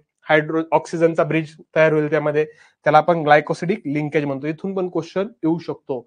ऑलिगोसॅकराइड मध्ये किंवा ऑक्सिजनचा ब्रिज तयार होतोय त्याला काय म्हणतोय आपण, तर ग्लायकोसिडिक लिंकेज असं म्हणतोय. आणि लास्टचं आहे कार्बोहायड्रेट मधलं पॉलीसॅकराइड. पॉली मीन्स मेनी, एकापेक्षाही जास्त. म्हणजे आता पहा, 10 पेक्षाही जास्त ज्यावेळेस शुगरचे युनिट एकत्र येतील असा एक सबस्टन्स बनवतील, त्याला आपण काय म्हणतोय, पॉलिसॅकराइड म्हणतोय. आता पॉलिसॅकराइडची लेंथ असेल, ब्रांचिंग असेल, फोल्डिंग असेल, कॉइलिंग असेल, ह्या प्रॉपर्टी आहेत पॉलिसॅकराइडच्या. कशावर डिपेंड आहे, वन बाय वन आपण पाहून घेऊया. पॉलिसॅकराइड आहेत, मोनोसॅकराइड इंटरलिंक होतील. कशाने इंटरलिंक होतील, तर आपल्या ग्लायकोसिडिक बॉन्डने एकमेकांशी जोडले जातील. पॉलिमरायझेशन होईल, त्यापासून काय बनतील, पॉलिसॅकराइड बनतील. आता काही एक्झाम्पल पाहूया आपण पॉलिसॅकराइडचे. पॉलिसॅकराइडचे काही एक्झाम्पल आहेत. स्टार्च. स्टार्च म्हणजे काय, असं कार्बोहायड्रेट ज्यामध्ये प्लांटमध्ये एनर्जी स्टोअर केली जाईल. रिझर्व्ह फूड मटेरियल असेल प्लांटमध्ये स्टोअर केलं जाईल. आता फॉर एक्झाम्पल एखादा पोटॅटो घ्या, बटाटा म्हणतो आपण त्याला. बटाट्यामध्ये आपल्याला टेस्ट घ्यायची, स्टार्च प्रेझेंट आहे की नाही. तर मग कसं करणार आहे आपण, आयोडीनचं सोल्युशन टाकणार आहे. बटाटा कापणार, त्यामध्ये आयोडीनचं सोल्युशन टाकणार. आयोडीनचं सोल्युशन टाकल्यानंतर ब्लू कलर त्या बटाट्याचा पाहायला मिळतो, म्हणजेच काय, स्टार्च प्रेझेंट आहे. मग आपल्याला काय समजतंय, एक पॉलिसॅकराइडचा टाईप आहे. स्टार्च कशामध्ये प्रेझेंट आहे, तर प्लांटमध्ये प्रेझेंट आहे. नेक्स्ट आहे ग्लायकोजन. ग्लायकोजन समजून घ्या, कशापासून बनलेला आहे, 5000 15,000 ग्लुकोज युनिट असतील, मेकअप केलेला जाईल, ग्लायकोजन बनला जाईल एक ग्लायकोजन. जसं स्टार्चला आपण प्लांटमध्ये एनर्जी स्टोअर केली जाईल, तसं याला काय म्हणतोय आपण, अॅनिमल स्टार्च म्हणतोय. अॅनिमलमध्ये पण कार्बोहायड्रेट स्टोअर केले जातील, कशाच्या फॉर्म मध्ये, ग्लायकोजनच्या फॉर्म मध्ये. क्लिअर इथपर्यंत, त्याला आपण काय म्हणतोय, अॅनिमल स्टार्च म्हणतोय. नेक्स्ट आहे सेल्युलोज. सेल्युलोज प्रेझेंट आहे प्लांटमध्ये. सेल्युलोज वरून एक इंटरेस्टिंग ऑर्गन आहे. ऑलरेडी तुम्ही एक वेस्टिजियल ऑर्गन ऐकलेला असेल, अपेंडिक्स. ऐकलंय ना सर्वांनी, ऐकलं असेल तर एस म्हणा. अपेंडिक्स म्हणतो आपण त्याला. आपला जो लार्ज इंटेस्टाईन आहे, स्मॉल इंटेस्टाईन आहे, अपेंडिक्स त्या लार्ज आणि स्मॉल इंटेस्टाईनच्या जॉईनिंगला कनेक्ट केलेला आहे. बरोबर, लार्ज आणि स्मॉल इंटेस्टाईनच्या जॉईंटला काय केलेलं आहे, कनेक्ट केलेलं आहे. अपेंडिक्सचं फंक्शन होतं आपल्या, जे आपले अँसेस्टर होते, पूर्वज होते, ते काय करायचे, रॉ मटेरियल असेल, कच्चं फूड स्टफ असेल, ते खायचे. त्यामध्ये काय असायचं, सेल्युलोज असायचं प्लांटमध्ये. सेल्युलोज कळतंय, आधीच्या लोकात होता for breaking food down of hard down. Okay, प्रतीकचं म्हणणं आहे तर आधीच्या लोकांमध्ये प्रेझेंट होता. म्हणजे मी आत्ताच सांगितलं ना, आपल्या अँसेस्टर होते, आपले पूर्वज, आधी त्यांच्या आपल्यामध्ये प्रेझेंट आहे अपेंडिक्स, नाही असं नाही. पण आता कसं आहे, वेस्टिजियल ऑर्गन म्हणतो आपण त्याला. वेस्टिजियल ऑर्गन म्हणजे काय, असा अवयव आपल्यामध्ये प्रेझेंट आहे, पण तो इनॅक्टिव्ह स्टेटमध्ये आहे. पूर्वजांमध्ये आपल्या काम असायचं अपेंडिक्सचं. ज्यावेळेस पहा, आगीचा शोध लागलेला नव्हता, गॅस नव्हता, लाईट नव्हती, त्यावेळेस अपेंडिक्सला काय केलं जायचं, जे कच्चा भाजीपाला खाल्ला जातो, आता आपण कच्चं खात नाही, बरोबर आहे की नाही. त्यामुळे सेल्युलोज आपल्या बॉडीमध्ये जरी गेलं तरी आपण ते ब्रेकडाऊन करून घेतो. सेल्युलोजला डायजेस्ट करण्याचं काम कोणाचं असायचं, अपेंडिक्सचं असायचं. मग सेल्युलोज म्हणजे काय, हिरवा भाजीपाला असेल, अनकुक जे आपलं व्हेजिटेबल्स असतील, ते खाल्ल्यासाठी आपण सेल्युलोजला ब्रेकडाऊन करायचो. मग आपला ऑर्गन काम करायचा अपेंडिक्स. आता तुमच्यापैकी आहात का कोणी, भूक लागली सर, त्यामुळे आम्ही गवतच खातो, बरोबर, भाजीपाला तसंच खातो, मेथीची भाजी असेल, शेपूची भाजी असेल, शिजवून देत नाही, तसंच खातो. तर नाही, मला तरी नाही वाटत तुमच्यापैकी कोणी असेल. म्हणजेच आपण काय करतोय, ऑलरेडी सेल्युलोज ब्रेकडाऊन करतोय, डायजेस्ट करण्याचा प्रश्नच ठेवत नाही. आता इथून तुम्ही फार्मसीचे मुलं आहोत, डॉक्टर पहा तुम्हाला एक सजेशन देतात, ज्याचं वजन वाढलंय, सलाद खा, बरोबर आहे की नाही, ऐकलंय कधी, सलाद खा. का, सलाद मध्ये काय काय असतील, तुम्हाला कॅरेट असेल, काकडी म्हणतो आपण, काकडी असेल, किंवा जे फ्रुट्स असतील ज्यामध्ये सेल्युलोजचं कंटेंट जास्त आहे, बरोबर आहे की नाही. सेल्युलोजचं कंटेंट जास्त आहे, आपण बॉडीमध्ये खातोय, कंझ्युम करतोय. सेल्युलोज कंझ्युम केल्यानंतर फायबर कंटेंट आहे जास्त असते, बरोबर. सेल्युलोज खाल्ल्यानंतर आपल्याला असं वाटतं आपलं पोट भरलेलं आहे, पण आपली बॉडी अपेंडिक्स वेस्टिजियल ऑर्गन असल्यामुळे सेल्युलोज डायजेस्ट करू शकत नाही. फक्त आपल्याला काय करते, जे लिपिड आहेत, जे फॅट आहे, आपली बॉडी त्याला डायजेस्ट करायला चालू करते. त्यामुळे पहा, सेल्युलोजिक जे फूड आहे ते खाल्ल्यानंतर आपलं वेट काय होतंय, लॉस होतंय. त्यामुळे डॉक्टर आपल्याला काय म्हणतात, सलाद खा तुम्ही. सलाद खाल्ल्यानंतर त्यामध्ये सेल्युलोज आहे, आपली बॉडी सेल्युलोजला न डायजेस्ट करता आपली जी फॅट आहे, चरबी आहे, आपल्या मेंदूलाही कळू देत नाही का आपली फॅटच आपण काय करू राहिलोय, ईट करू राहिलोय. हा झाला एक बेनिफिट सलादचा. आता इम्पॉर्टंट स्ट्रक्चर आहे सेल वॉलचं. सेल वॉल मध्ये काय प्रेझेंट आहे, प्लांटच्या सेल्युलोज प्रेझेंट आहे, बरोबर. मग आपला अपेंडिक्स नावाचा ऑर्गन होता, सेल्युलोजला डायजेस्ट करायचा आहे. त्यानंतर आता नेक्स्ट आहे कायटिन. कायटिन कशामध्ये, हार्ड स्केलेटन आहे इन्सेक्टचं, क्रस्टेशियन्स असतील. क्रस्टेशियन्स म्हणजे असे ऑर्गॅनिझम, असे प्राणी, क्रॅब, खेकडा माहित असेल सगळ्यांना, बरोबर. त्याच्या ज्या हार्ड कव्हरिंग आहे, आपण शेल म्हणतो बॉडीचं वरचं खेकड्याच्या, त्यामध्ये काय प्रेझेंट आहे, कायटिन प्रेझेंट आहेत. फंगल सेल वॉल मध्ये पण असेल. आता कायटिन हे काय आहे, सेकंड मोस्ट अबंडंट कार्बोहायड्रेट आहे, समजलंय. Second most abundant carbohydrate, it is called as chitin, और it is also called as heteropolysaccharide. समजलंय? स्टार्च कशाला म्हणायचंय, ग्लायकोजन कशाला म्हणायचंय, सेल्युलोज, कायटिन कशाला म्हणायचं. क्लिअर? अर्थोपोड मध्ये along with CaCO2 chitin complex. Okay Prateek. Arthropod मध्ये प्रेझेंट आहेत, बरोबर. त्याचबरोबर क्रस्टेशियन मध्ये पण मोठ्या प्रमाणामध्ये आपल्याला कायटिन पाहायला मिळतंय. नेक्स्ट आहेत आता अगार. अगार पहा, प्रिपेअर केले जातात बॅक्टेरियल कल्चर. ज्यावेळेस मायक्रोबायोलॉजीचे काही टर्म आलेले असतील त्यामध्ये अगार प्रिपेअर केलं जातं लॅबमध्ये. कशासाठी प्रिपेअर केलं जात आहे? लक्सेटिव्ह असेल, ऑप्टेन केलं जातंय. जे रेड अल्गी आहेत, काही तुम्हाला इथं सांगितलंय ग्रॅसिलेरिया, त्यानंतर अजून एक सांगितलंय गॅलिडियम, यासारख्या ज्या रेड अल्गीच्या स्पेसीज आहेत त्यापासून आपण अगार मिळवतोय. त्यानंतर पेक्टिन समजून घ्या, सेल वॉल कोलेन कायमा ज्या टिश्यूज आहेत त्यापासून आपण काय मिळवतोय? पेक्टिन मिळवतोय. फ्रूट पल्प, एखादा आपला फ्रूट आहे, पपई समजून घ्या, त्याचे जे पल्प म्हणतो आपण, त्यामध्ये आपल्याला काय मिळतंय? पेक्टिन मिळतंय, पाहायला मिळतंय. किंवा जे सिट्रस फ्रूट आहे, आपण त्यांना राइंड केल्यानंतर पाहायला मिळतंय. आता समजून घ्या, या पेक्टिन मध्ये एक ॲबिलिटी आहे, सोल्यूट मधून जेल मध्ये काय होतंय? ट्रान्सफर होतंय. आता इथपर्यंत क्लिअर झालंय? अरेबिनोज असेल, गॅलेक्टोज असेल, गॅलेक्टोयुरेनिक ऍसिड असेल, हे काय झालेत? पेक्टिनचे एक्झाम्पल झालेत. ओके. जेल इलेक्ट्रोफोरेसिस मीडियम साठी आणि न्यूट्रिएंट मीडियम साठी पण असते अगार सेल कल्चर, बरोबर. मग ते सांगितलं ना, बॅक्टेरियल कल्चर असेल, तुमच्या जेल इलेक्ट्रोफोरेसिस असेल, त्यामध्ये पण आपण काय वापरतोय? अगार वापरतोय. आता लास्टचा आहे गम, आपण त्याला डिंक म्हणतो. आता पहा, लहान असताना ज्यावेळेस त्यावेळेस फॅसिलिटी नसायच्या, आता पहा फेविकॉल आहे, फेविकिक आहे, यासारखे काही स्टिकी सबस्टन्स मिळतात. पूर्वी ज्यावेळेस तुम्ही छोटे असाल, शाळेमध्ये असेल, झेडपीच्या स्कूलमध्ये 1st to 4th स्टँडर्ड पर्यंत, त्यावेळेस गम भेटायचा आपल्याला, डिंकची बॉटल भेटायची. किंवा शेतामध्ये आपण गेल्यानंतर पण आपण पाहायचो डिंक कुठून तयार होतोय, कसं होतंय. ज्यावेळेस एखाद्या प्लांटला इंजरी व्हायची, हायर प्लांटला, मोठ्या प्लांटला जखम व्हायची, पॅथोजेनिक अटॅक व्हायचा, किंवा आपण काही त्यावर तोडण्यासारखं करायचोय, मग ती प्लांट काय करायची? एक लिक्विड सबस्टन्स रिलीज करायची, आपण त्याला गम म्हणतो किंवा डिंक म्हणतोय. आता समजून घ्या, एक विस्कस नेचर राहील, सील्स केलं जातं त्या जखमीला, त्या वाउंडला प्लांटमध्ये. शुगर प्रेझेंट आहे त्यामध्ये, लाईक एल अरेबिनोज, डी गॅलेक्टोज, त्याचबरोबर डी ग्लुकोसोनिक ऍसिड्स प्रेझेंट आहेत, त्याला आपण काय म्हणतोय? गम अरेबिक म्हणतोय. समजले इथपर्यंत? पॉलिसॅकराइडचे एक्झाम्पल पाहिलेत आपण, परत रिवाइज करतोय. पॉलिसॅकराइड मध्ये काय काय पाहिलंय? आता फर्स्टली पाहिलं आपण, स्टार्च असेल, प्लांटमध्ये एनर्जी स्टोअर केली जाते. ग्लायकोजन असेल, अॅनिमल मध्ये. ओके. हा, प्रतीकचं म्हणणं बरोबर आहे. गम आपण काय म्हणतोय? प्लांटचा क्लोटिंग फॅक्टर म्हणतो. जशी आपल्याला इंजरी झाली, आपल्याला जखम झाली, आपलं जे रक्त बाहेर जात आहे ते थांबवलं जातं. कोणाकडून थांबवलं जात आहे? तर बेस्ट आहे, आपले जे फायब्रोनोजेन्स आहेत, असे काही ब्लड क्लोटिंग फॅक्टर आहेत का जे रक्त एक्सेसिव्ह आपल्या बॉडीच्या बाहेर जाऊ देत नाही. तसे प्लांटमध्ये पण असे क्लोटिंग फॅक्टर आहेत, ते ब्लडला बाहेर जाऊ देत नाही. सॉरी, प्लांटचे जे प्लांट सॅप आहेत, जे लिक्विड आहे, त्याला बाहेर जाऊ देत नाही. ती इंजरी झालेली आहे, ती वाउंड हील केली जाते, जखम भरली जाते. इथपर्यंत कळलंय? आपण पाहिलंय सेल्युलोज, कायटिन, स्टार्च, ग्लायकोजन, पॉलिसॅकराइड मध्ये. त्याचबरोबर अगार पाहिलंय, पेक्टिन पाहिलं आणि गम पाहिलंय. आता हे कार्बोहायड्रेटची लास्ट स्लाइड आहे, एकदा ओव्हरव्ह्यू करून घ्या. काय पाहतात तुम्हाला सिग्निफिकन्स? आपण कार्बोहायड्रेट शिकलोय, मोनोसॅक्राइड पाहिलेत, डायसॅक्राइड पाहिलेत, ट्रायसॅक्राइड, टेट्रासॅक्राइड, ऑलिगोसॅक्राइड, आणि आपण पॉलिसॅक्राइड पण पाहिले. आता त्याचे सिग्निफिकन्स काय? एकदा स्लाइड पाहून घ्या तुम्ही, काय वाटतंय तुम्हाला?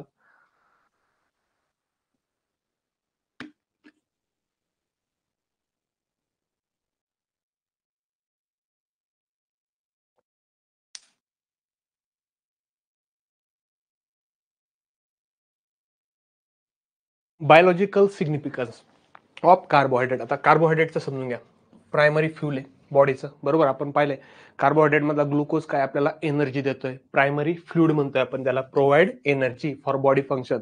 मी बोलतोय, तुम्ही ऐकताय, त्यासाठी एनर्जी येते. कुठून येते? एक कार्बोहायड्रेट आहे ग्लुकोज नावाचं, त्यापासून आपल्याला बॉडीचे फंक्शन करण्यासाठी एनर्जी मिळते. त्यानंतर नेक्स्ट पाहूया आपण अजून कुठले कुठले फंक्शन आहेत. For example glucose. आता ग्लुकोज आहे मेन सबस्ट्रेट आहे एनर्जीचा. आपल्या बॉडीमध्ये आपण जसं मार्केटमध्ये गेलोय, काही गोष्टी खर्च करायच्यात आपल्याला, काही गोष्टी शॉपिंग करायची, त्यासाठी पैसे पाहिजेत, आपण त्याला करन्सी म्हणतो. तशी आपल्या बॉडीमध्ये एनर्जीची एक करन्सी आहे, एटीपी. एटीपी म्हणजेच काय? ऍडेनोसिन ट्राय फॉस्फेट, बरोबर. ज्यावेळेस आपल्या एका ग्लुकोज मॉलिक्युलचं ब्रेकडाऊन केलं जातंय, त्यापासून आपल्याला काय बनते? एटीपी बनते. आता ब्रेन आहे, ब्रेनला आपल्याला हेवी अमाऊंट मध्ये ग्लुकोज पाहिजे असतंय सिंपल शुगरच्या फॉर्म मध्ये, ते आपल्याला कुठून भेटतंय? कार्बोहायड्रेट पासून मिळतंय. समजलंय? ग्लुकोज आपण बोलतोय, काही ऍक्टिव्हिटी करतोय, ब्रेन आपला मेन पार्ट आहे की नाही, आपण सीपीयू म्हणतो. जसं कॉम्प्युटरला प्रोसेसिंग युनिट आहे, तसं आपल्या बॉडीचं प्रोसेसिंग युनिट काय आहे? ब्रेन आहे. समजेपर्यंत कार्बोहायड्रेट पाहिला आपण. ग्लुकोज काय करतोय आपल्याला, काय सिग्निफिकन्स आहे, काय फायदा आहे, तर ग्लुकोज पासून आपल्याला फ्युल भेटतंय, एनर्जी भेटते, आपल्या ज्या बॉडीच्या ऍक्टिव्हिटी कम्प्लीट होतात. त्यानंतर लॅक्टोज आहे. लॅक्टोज पहा, जे लहान बाळ आहेत ते जेवण नाही करत 1-1.5 वर्ष, ते काय करतात, जे आपलं कोलोस्ट्रम म्हणतो, आईचं पहिलं दूध म्हणतो, त्यावर फीड करतात. लॅक्टेटिंग बेबीज जे आहेत ते काय करतात, एनर्जी प्रोव्हाइड करतात. पॉलिसॅक्राइड्स असतील जसे स्टार्च, ग्लायकोजन, स्ट्रक्चरल कंपोनंट आहेत सेल मेम्ब्रेनचे, रिझर्व्ह फूडचे, कार्बोहायड्रेटचे, व्हायटल रोल प्ले करतात. आपले जे मसल्स असतील एक्सरसाइज केल्यानंतर रिकव्हरी करण्यासाठी कार्बोहायड्रेट मदत करतात. आता जेवढे लेक्चर ऐकतात त्यांना कार्बोहायड्रेट किंवा आतापर्यंत आपण शिकलो यापैकी कशामध्ये डाऊट आहे का, आपल्याला नेक्स्ट पॉइंट लिपिड चालू करायला?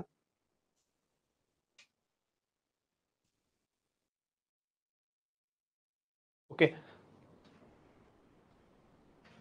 आतापर्यंत जे शिकवलंय आपण, कार्बोहायड्रेट असेल, बेसिक बायोकेमिस्ट्री असेल, यामध्ये कोणाला काही डाऊट वगैरे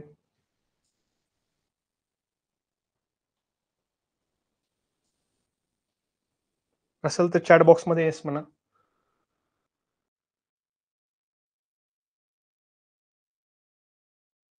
no query. Okay, no doubt. समजते सर्वांना? सिंपल आहे, हार्ड काहीच नाही. आता सोर्सेस 2 स्लाइड पाहू आपण, त्यानंतर एक थोडा वेळ ब्रेक घेऊया. 2 स्लाइड पाहूया. Sources of healthy carbohydrate. Healthy म्हणजे काय, आपल्याला बॉडीसाठी बेनिफिशियल आहेत, कळलंय? ते कुठल्या आपल्याला व्हेजिटेबल्स असतील, फ्रुट्स असतील, कुठून भेटतील? आता होल ग्रेन्स जे काही धान्य आहेत, जसे की ब्राऊन राईस आहेत, कोयना आहे, ओट्स आहेत, डाळी आहेत, बार्ली आहे, होल व्हीट ब्रेड्स असतील, त्यापासून आपल्याला काय भेटतंय, कार्बोहायड्रेट भेटतात. आता हे झालेत ग्रेन्स, धान्य झाले आपल्याकडे, त्यातून आपल्याला कार्बोहायड्रेट तर भेटतात. पण आता फ्रुट्स कुठले कुठले आहेत, कुठले कुठले फळं खाल्ले पाहिजे सर आम्ही, तर त्यातून आम्हाला कार्बोहायड्रेट भेटेल जास्तीत जास्त? बेरीज असेल, आपले स्ट्रॉबेरीज आहेत, बेरीजचे 1-2 टाइप्स आहेत. ऍपल असेल, आपण त्याला सफरचंद म्हणतो, कस्टर्ड ऍपल, सीताफळ असेल, बनाना असेल, ऑरेंज असेल किंवा पियर्स असतील, या फ्रुट्स मधून पण आपल्याला काय मिळतंय, कार्बोहायड्रेट पाहायला मिळतात.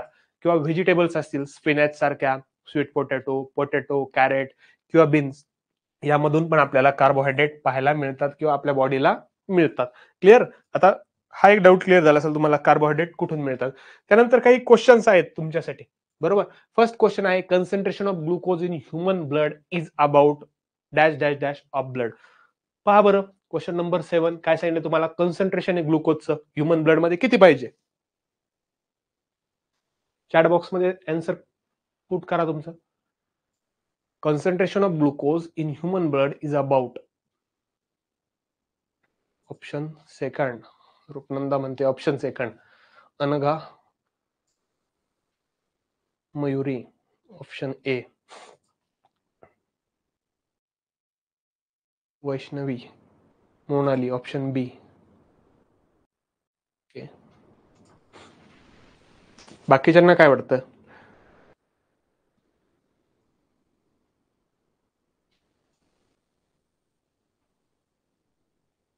ओके, बऱ्याच जणांचं म्हणणं आहे तर बी.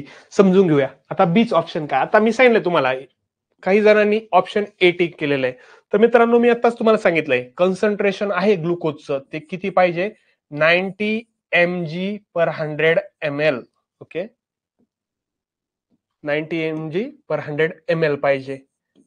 19 मिलीग्राम हेल्दी लेवल आहे आपल्या पर 100 ml, बरोबर? इथं काय सांगितलं तुम्हाला, फर्स्ट ऑप्शन मध्ये 90 ग्राम सांगितलंय.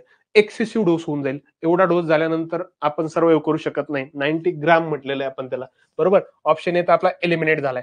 ऑप्शन सेकंड समजून घ्या, मी सांगितलं 90 mg पर 100 ml.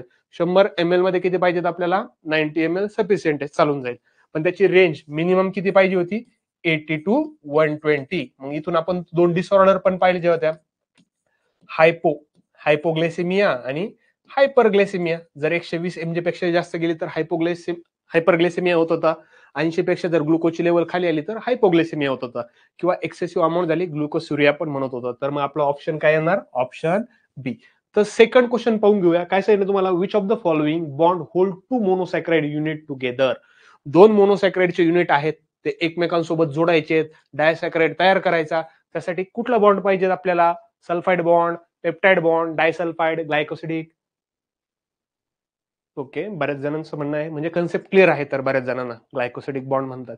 ठीक आहे. आता मी सांगितलं तुम्हाला 2 मोनोसॅकराइडची युनिट आहे. आता आपल्याला लॅक्टोज तयार करायचं होतं. लॅक्टोजसाठी आपण काय पाहिजे होतं?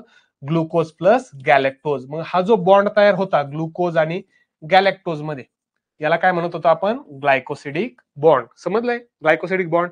नेक्स्ट क्वेश्चन दिलेला आहे तुम्हाला, which of the following is a stored food in the plant. आता ऑफ क्वेश्चन नंबर 9 मध्ये विचारलेलं आहे, प्लांट मध्ये कुठलं फूड स्टोअर करण्यासाठी काय वापरलं जाईल? ग्लुकोज वापरलं जाईल, ग्लायकोजन वापरलं जाईल, सेल्युलोज का स्टार्च वापरलं जाईल? Option D starch. बरेच जणांचं म्हणणं आहे. रूपनंदा म्हणते D, Anagha D, starch, Mrinal C, cellulose. Okay, D D. Okay, तर समजून घ्या, मी मगाशी सांगितलं होतं प्लांटमध्ये आपलं जे फूड मटेरियल स्टोअर केलं जातं कार्बोहायड्रेटच्या फॉर्म मध्ये, ग्लुकोज मध्ये केलं जात नाही. ग्लुकोज मोनोसॅक्राइड आहे. ग्लायकोजन मध्ये केलं जातं. कशामध्ये? अॅनिमल्स मध्ये. बरोबर. ग्लायकोजन कशाचं मटेरियल स्टोअर केलं जातं? फूड मटेरियल अॅनिमलचं स्टोअर केलं जातं अॅनिमल मध्ये. इथं प्लांट विचारलेलं आहे तुम्हाला, प्लांट मध्ये कशाच्या फॉर्म मध्ये स्टोअर केलं जाईल? तर स्टार्चच्या फॉर्म मध्ये जे फूड मटेरियल आहे ते स्टोअर केलं जात आहे. आणि जर क्वेश्चन आलाच तुम्हाला एक्झामला, अॅनिमल मध्ये फूड मटेरियल कुठल्या फॉर्म मध्ये स्टोअर केलं जाईल, तर डोळे झाकून ग्लायकोजनला टिक करायचंय. समजलंय? अॅनिमल मध्ये ग्लायकोजन, तर प्लांट मध्ये काय आहे आपलं? स्टार्च आहे. लास्टचा क्वेश्चन आहे कार्बोहायड्रेट मधला, starch and cellulose are the compound made up of main unit of. आता हे स्टार्च आहे, सेल्युलोज आहेत, हे कंपाऊंड तयार झालेले आहेत, तर कशापासून बनलेले आहेत? अमिनो ऍसिड असेल, ग्लिसरॉल असेल, फॅटी ऍसिड का सिंपल शुगर, कशापासून बनलेले आहेत? तर तुमचं रूपनंदाचं म्हणणं आहे सिंपल शुगर. बाकी अनघा ए, वैष्णवी डी. ओके ओके, तर बऱ्याच जणांचं म्हणणं आहे सिंपल शुगर. आता स्टार्च असेल, सेल्युलोज असेल, एक सिंपल कंपाऊंड आहेत. कशापासून बनलेले आहेत? तर सिंपल शुगर पासून बनलेले आहेत. समजलंय? यासारखे काही आपण थोडेफार सरावासाठी प्रश्न घेतलेत, येणाऱ्या लेक्चरमध्ये अजून पाहणार आहोत. तुमचा सराव झाला पाहिजे. बेस्ट सिंपल गोष्ट आहे, थोड्या दिवसा परीक्षा आलेली आहे तुमची, कन्सेप्ट वाचायची आणि तो पीवायक्यू सॉल्व्ह करण्याचा प्रयत्न करायचा, किंवा तुमच्या ब्रेनला चालना द्यायची, कुठला क्वेश्चन येऊ शकतोय, कुठल्या लाईन मधून. असे सिंपल क्वेश्चन येतील. कार्बोहायड्रेट पाहिले आपण. आता नेक्स्ट पॉईंट जो आपण लिपिड पाहणार आहोत, त्यासाठी आपण काय करतो, एक 10 मिनिटासाठी स्मॉल ब्रेक घेतोय. ओके, त्यानंतर आपण लिपिड कंटिन्यू करूया.